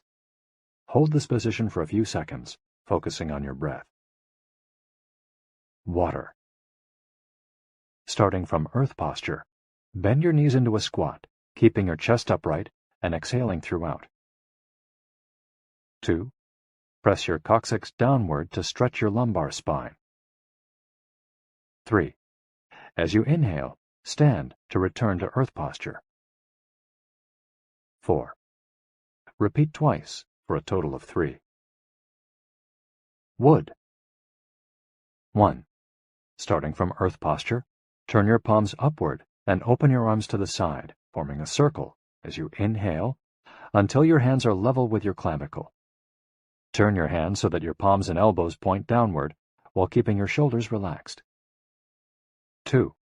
Reverse the movement as you exhale, making a downward circle with your arms until you reach your initial position. 3. Repeat twice for a total of 3.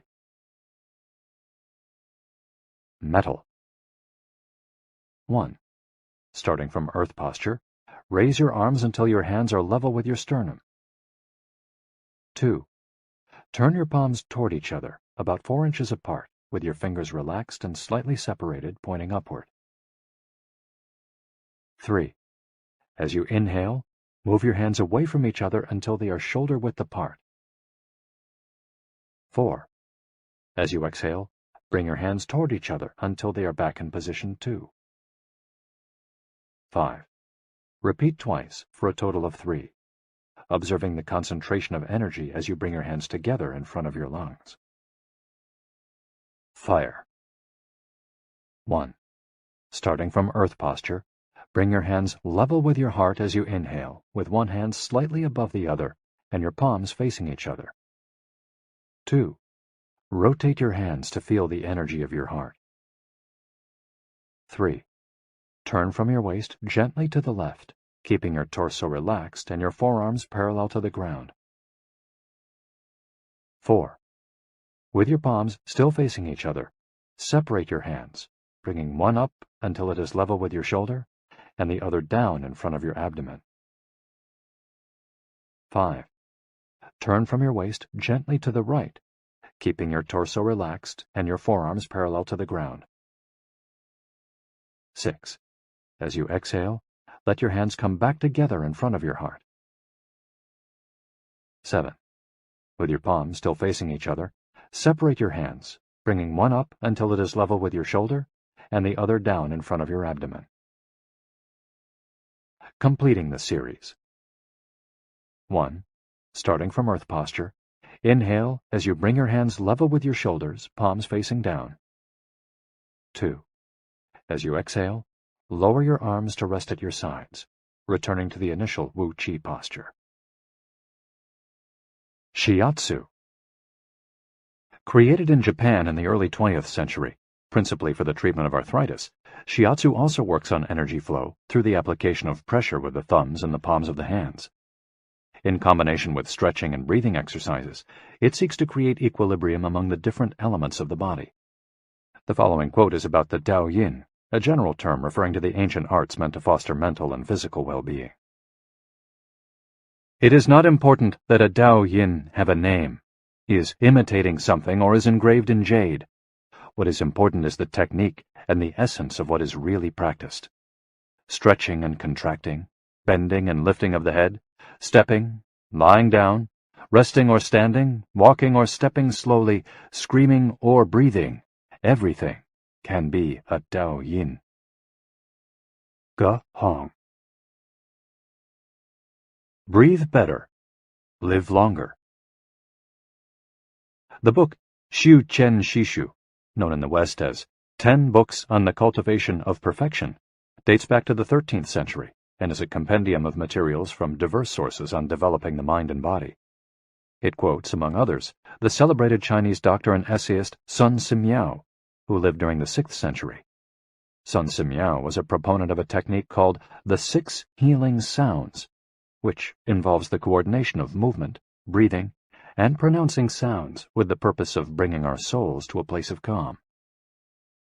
The 6 sounds are XU, pronounced like shh, with a deep sigh, which is associated with the liver.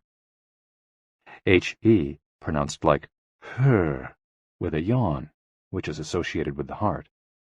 SI, pronounced like sir, with a slow exhale, which is associated with the lungs. CHUI, pronounced like chui, with a forceful exhale, which is also associated with the kidneys.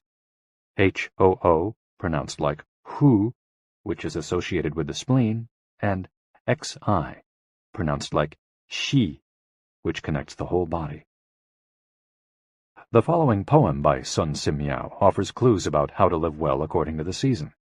It reminds us of the importance of breathing, and suggests that as we breathe, we visualize the organs associated with each of the healing sounds. In spring, breathe shh for clear eyes, and so wood can aid your liver. In summer, reach for her, so that heart and fire can be at peace. In fall, breathe sir to stabilize and gather metal, keeping the lungs moist. For the kidneys, next, breathe chui and see your inner waters calm. The triple heater needs your shi to expel all heat and troubles. In all 4 seasons, take deep breaths so your spleen can process food. And of course, avoid exhaling noisily. Don't let even your own ears hear you. The practice is most excellent and will help preserve your divine elixir. It might feel confusing to be presented with all the Eastern traditions we've introduced in this chapter. The takeaway is that they all combine a physical exercise with an awareness of our breath. These 2 components, movements and breath, help us to bring our consciousness in line with our body, instead of allowing our mind to be carried away by the sea of daily worries. Most of the time, we're just not aware enough of our breathing.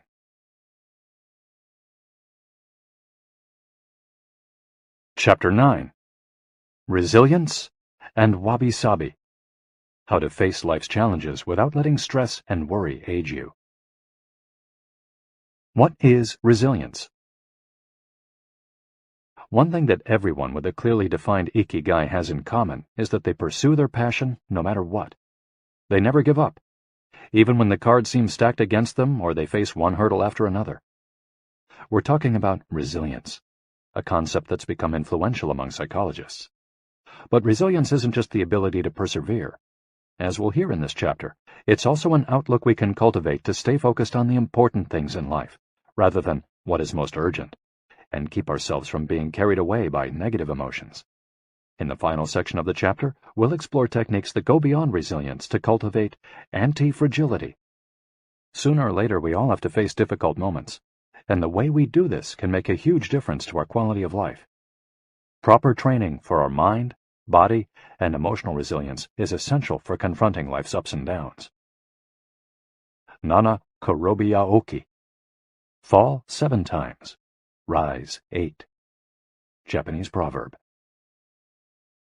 Resilience is our ability to deal with setbacks. The more resilient we are, the easier it will be to pick ourselves up and get back to what gives meaning to our lives. Resilient people know how to stay focused on their objectives, on what matters, without giving in to discouragement. Their flexibility is the source of their strength. They know how to adapt to change and to reversals of fortune. They concentrate on the things they can control and don't worry about those they can't.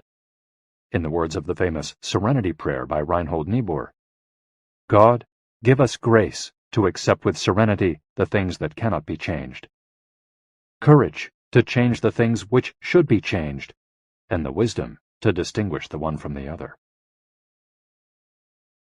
Emotional resilience through Buddhism and Stoicism. Siddhartha Gautama, Buddha, was born a prince of Kapilavastu, Nepal, and grew up in a palace, surrounded by riches. At 16, he married and had a child. Not satisfied by his family's wealth,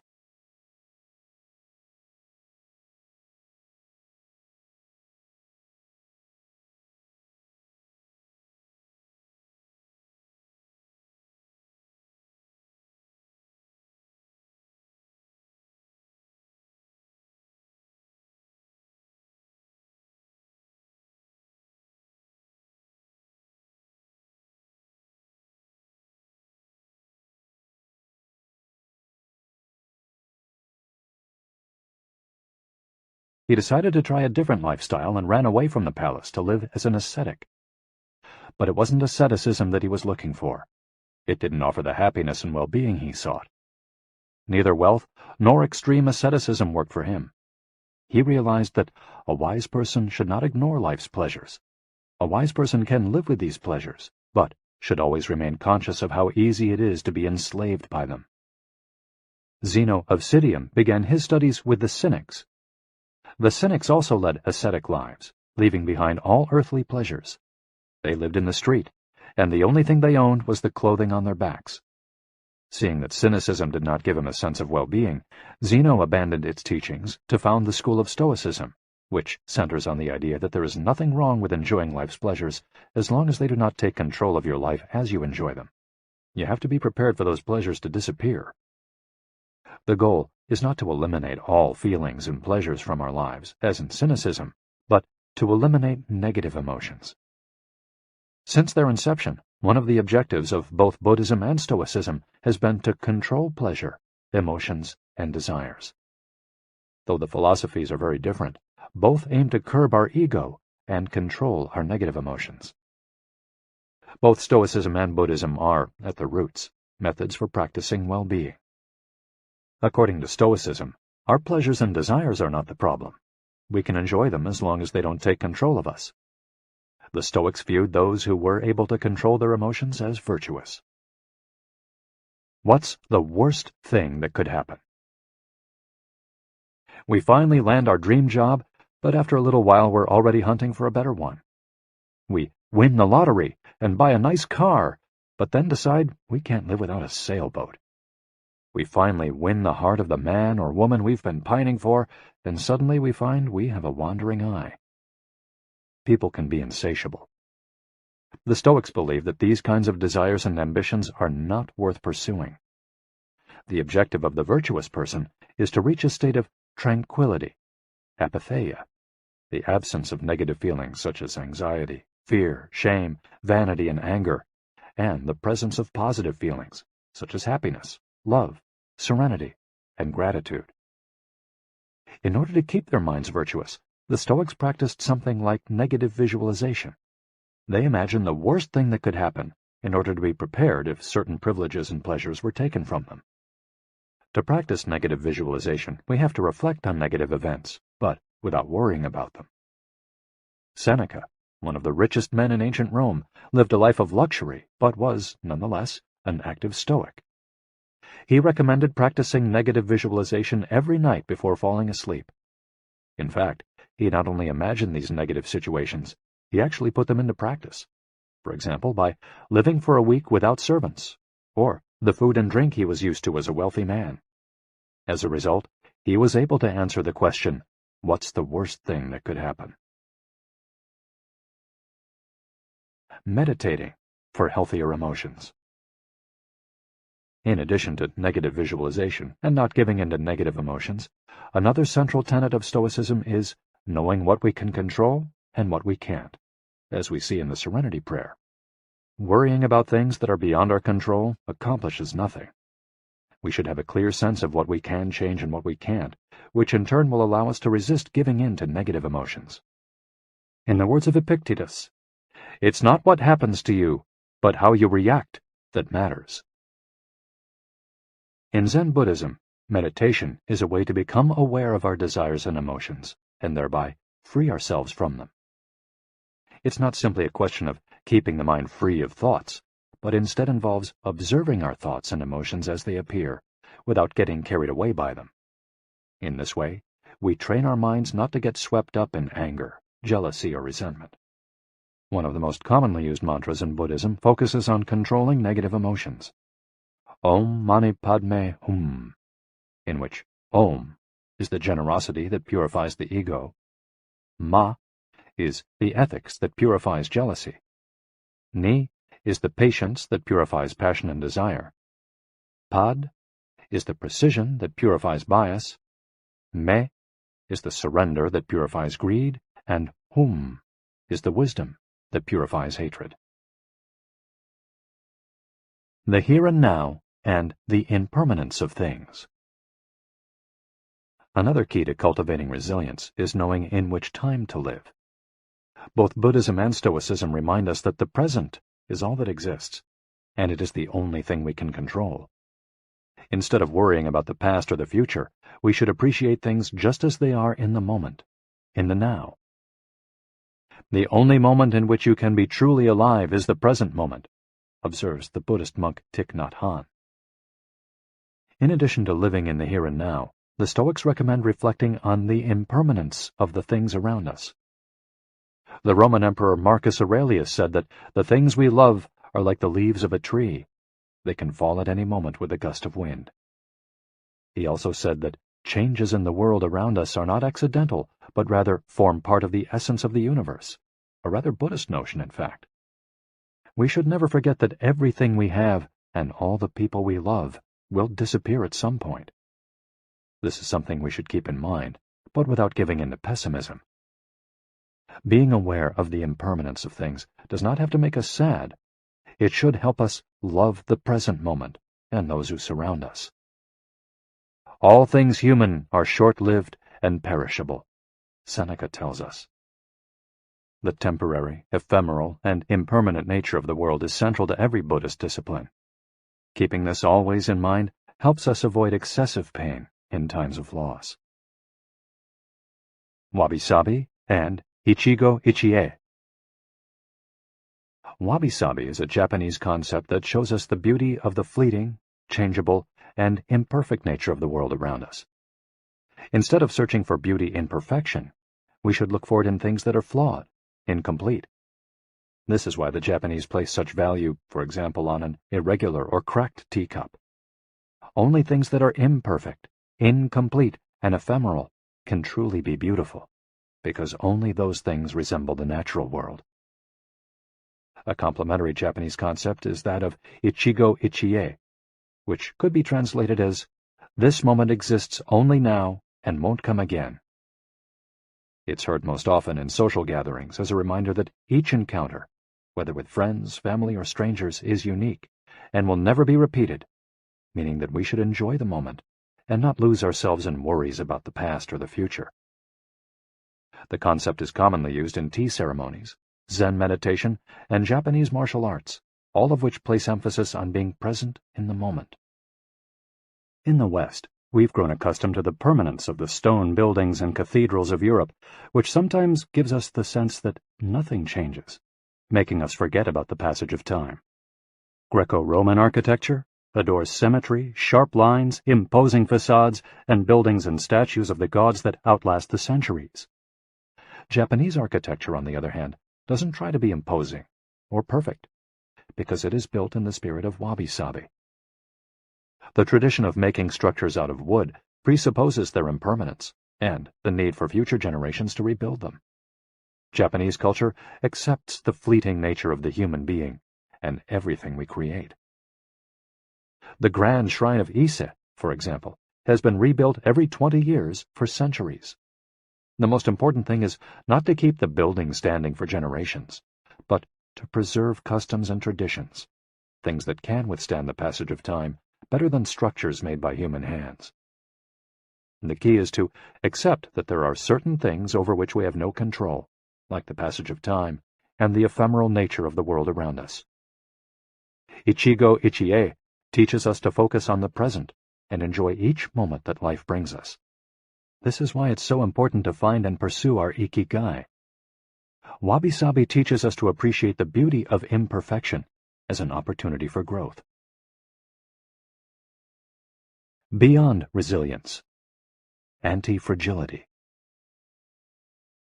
As the legend goes, the first time Hercules faced the Hydra, he despaired when he discovered that cutting off one of its heads meant that two would grow back in its place. He would never be able to kill the beast if it got stronger with every wound. As Nassim Nicholas Taleb explains in Anti-Fragile, Things That Gain from Disorder, we use the word fragile to describe people, things, and organizations that are weakened when harmed, and the words robust and resilient for things that are able to withstand harm without weakening. But we don't have a word for things that get stronger when harmed, up to a point. To refer to the kind of power possessed by the Hydra of Lerna, to talk about things that get stronger when they are harmed, Taleb proposed the term anti-fragile. Anti-fragility is beyond resilience or robustness. The resilient resists shocks and stays the same. The anti-fragile gets better. Catastrophes and exceptional circumstances offer good models for explaining anti-fragility. In 2011, a tsunami hit the Tohoku region of Japan, doing tremendous damage to dozens of cities and towns along the coast, most famously Fukushima. When we visited the affected coast 2 years after the catastrophe, having driven for hours along cracked highways and past one empty gas station after another, we passed through several ghost towns whose streets had been taken over by the remnants of houses, piles of cars, and empty train stations. These towns were fragile spaces that had been forgotten by the government and could not recover on their own. Other places, such as Ishinomaki and Kisenuma, suffered extensive damage but were rebuilt within a few years, thanks to the efforts of many. Ishinomaki and Kisenuma showed how resilient they were in their ability to return to normal after the catastrophe. The earthquake that caused the tsunami also affected the Fukushima nuclear power plant. The Tokyo Electric Power Company engineers working at the plant were not prepared to recover from that kind of damage. The Fukushima nuclear facility is still in a state of emergency and will be for decades to come.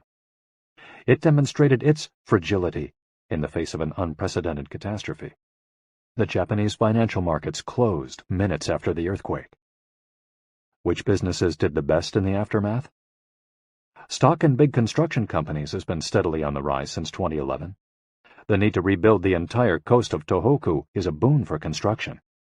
In this case, Japanese construction companies are anti-fragile, since they benefited enormously from the catastrophe. Now let's take a look at how we can apply this concept to our daily lives. How can we be more anti-fragile? Step 1. Create redundancies. Instead of having a single salary, try to find a way to make money from your hobbies, at other jobs, or by starting your own business. If you have only one salary, you might be left with nothing should your employer run into trouble, leaving you in a position of fragility. On the other hand, if you have several options and you lose your primary job, it might just happen that you end up dedicating more time to your secondary job, and maybe even make more money at it.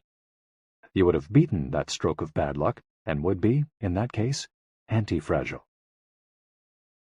100% of the seniors we interviewed in Ogimi had a primary and secondary occupation.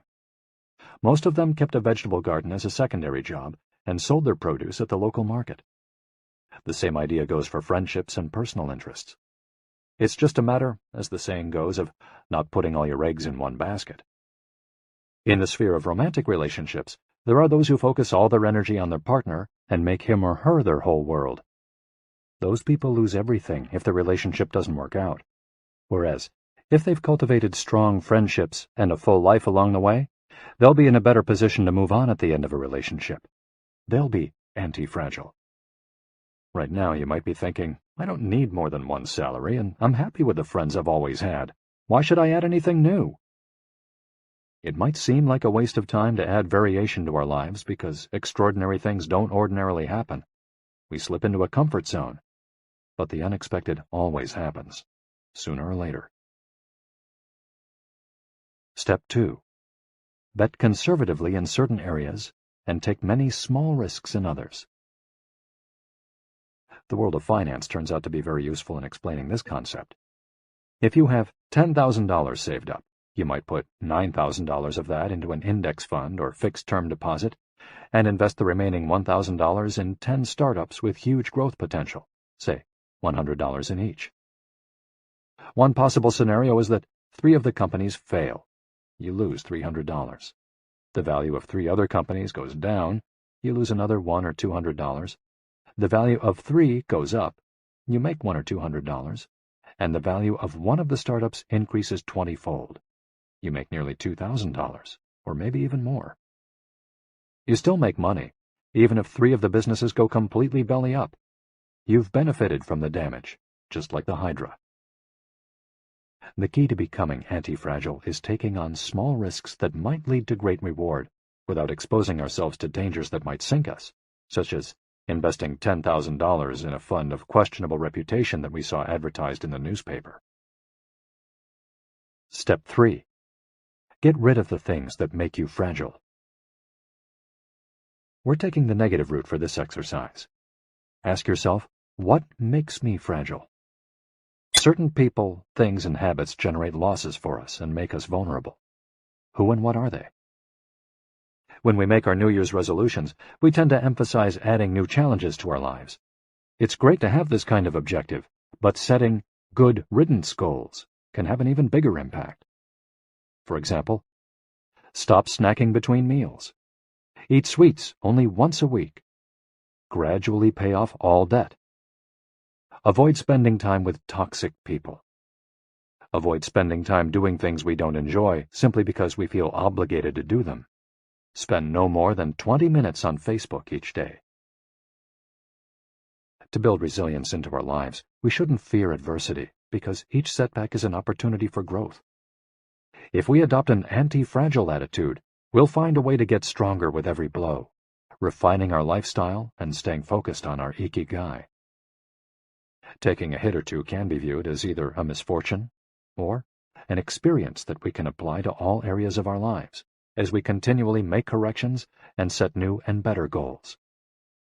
As Taleb writes in Anti-Fragile, we need randomness, mess, adventures, uncertainty, self-discovery, hear traumatic episodes, all these things that make life worth living. We encourage those interested in the concept of anti-fragility to read Nassim Nicholas Taleb's Anti-Fragile. Life is pure imperfection, as the philosophy of wabi-sabi teaches us, and the passage of time shows us that everything is fleeting. But if you have a clear sense of your Ikigai, each moment will hold so many possibilities that it will seem almost like an eternity.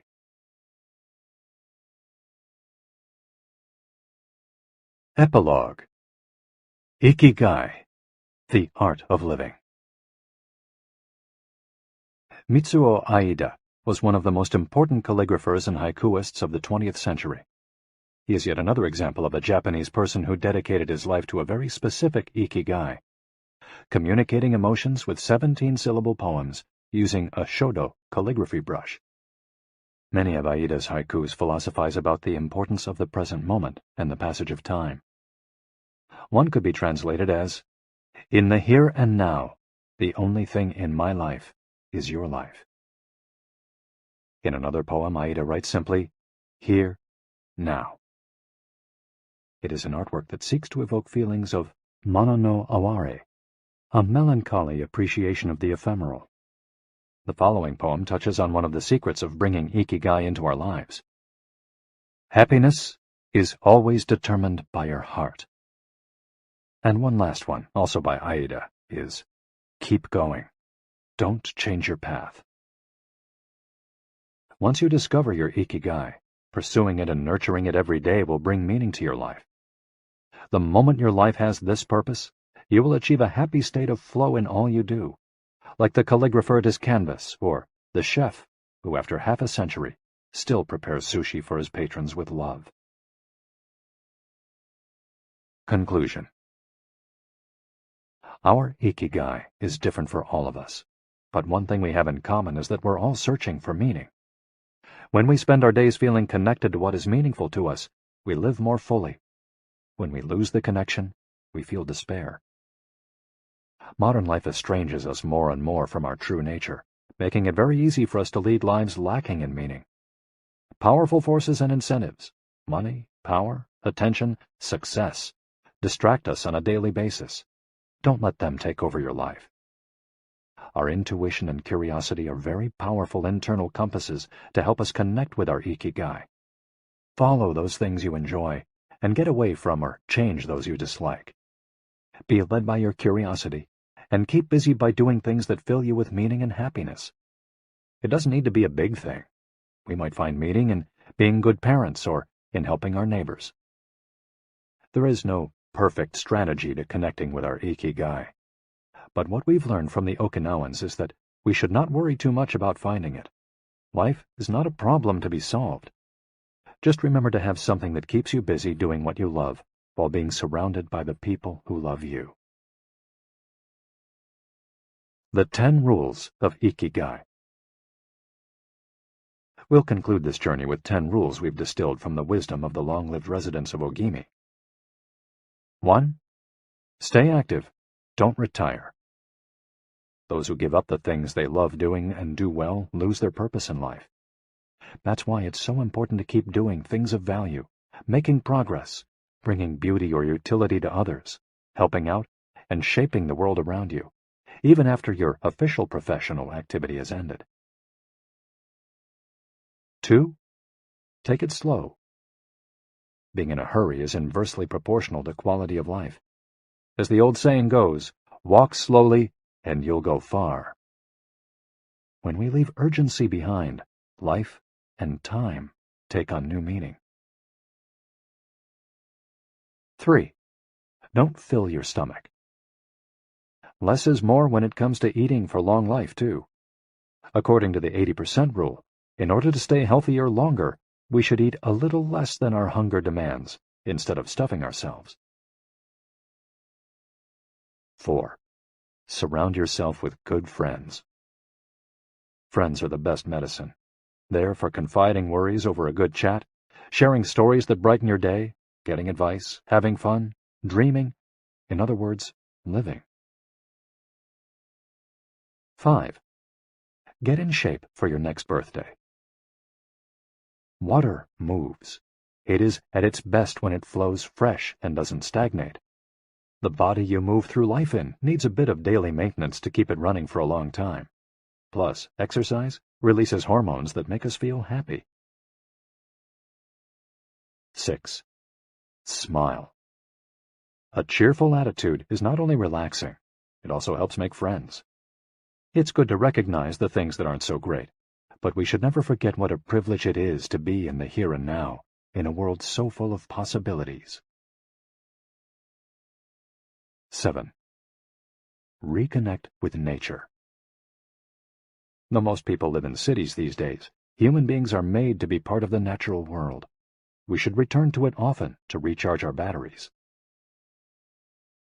8. Give thanks.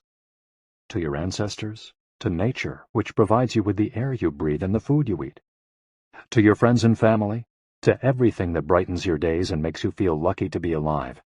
Spend a moment every day giving thanks, and you'll watch your stockpile of happiness grow.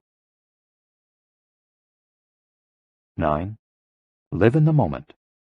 Stop regretting the past and fearing the future. Today is all you have. Make the most of it. Make it worth remembering. 10. Follow your Ikigai.